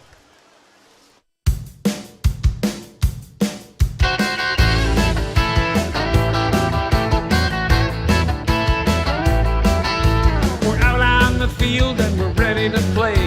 We're all suited up, we got a game today. We're gonna play fast and we're gonna play hard, gonna knock that ball right out of the yard. So don't just sit there like a bump on a log. Let me hear you holler now. Let's go Dogs!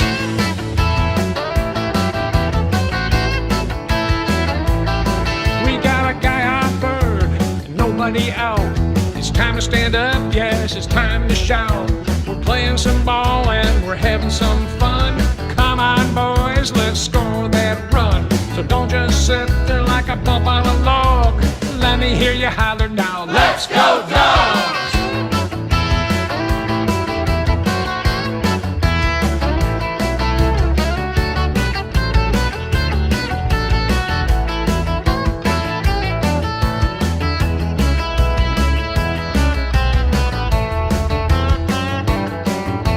We're out on the field and we're ready to play. We're all suited up, we got a game today.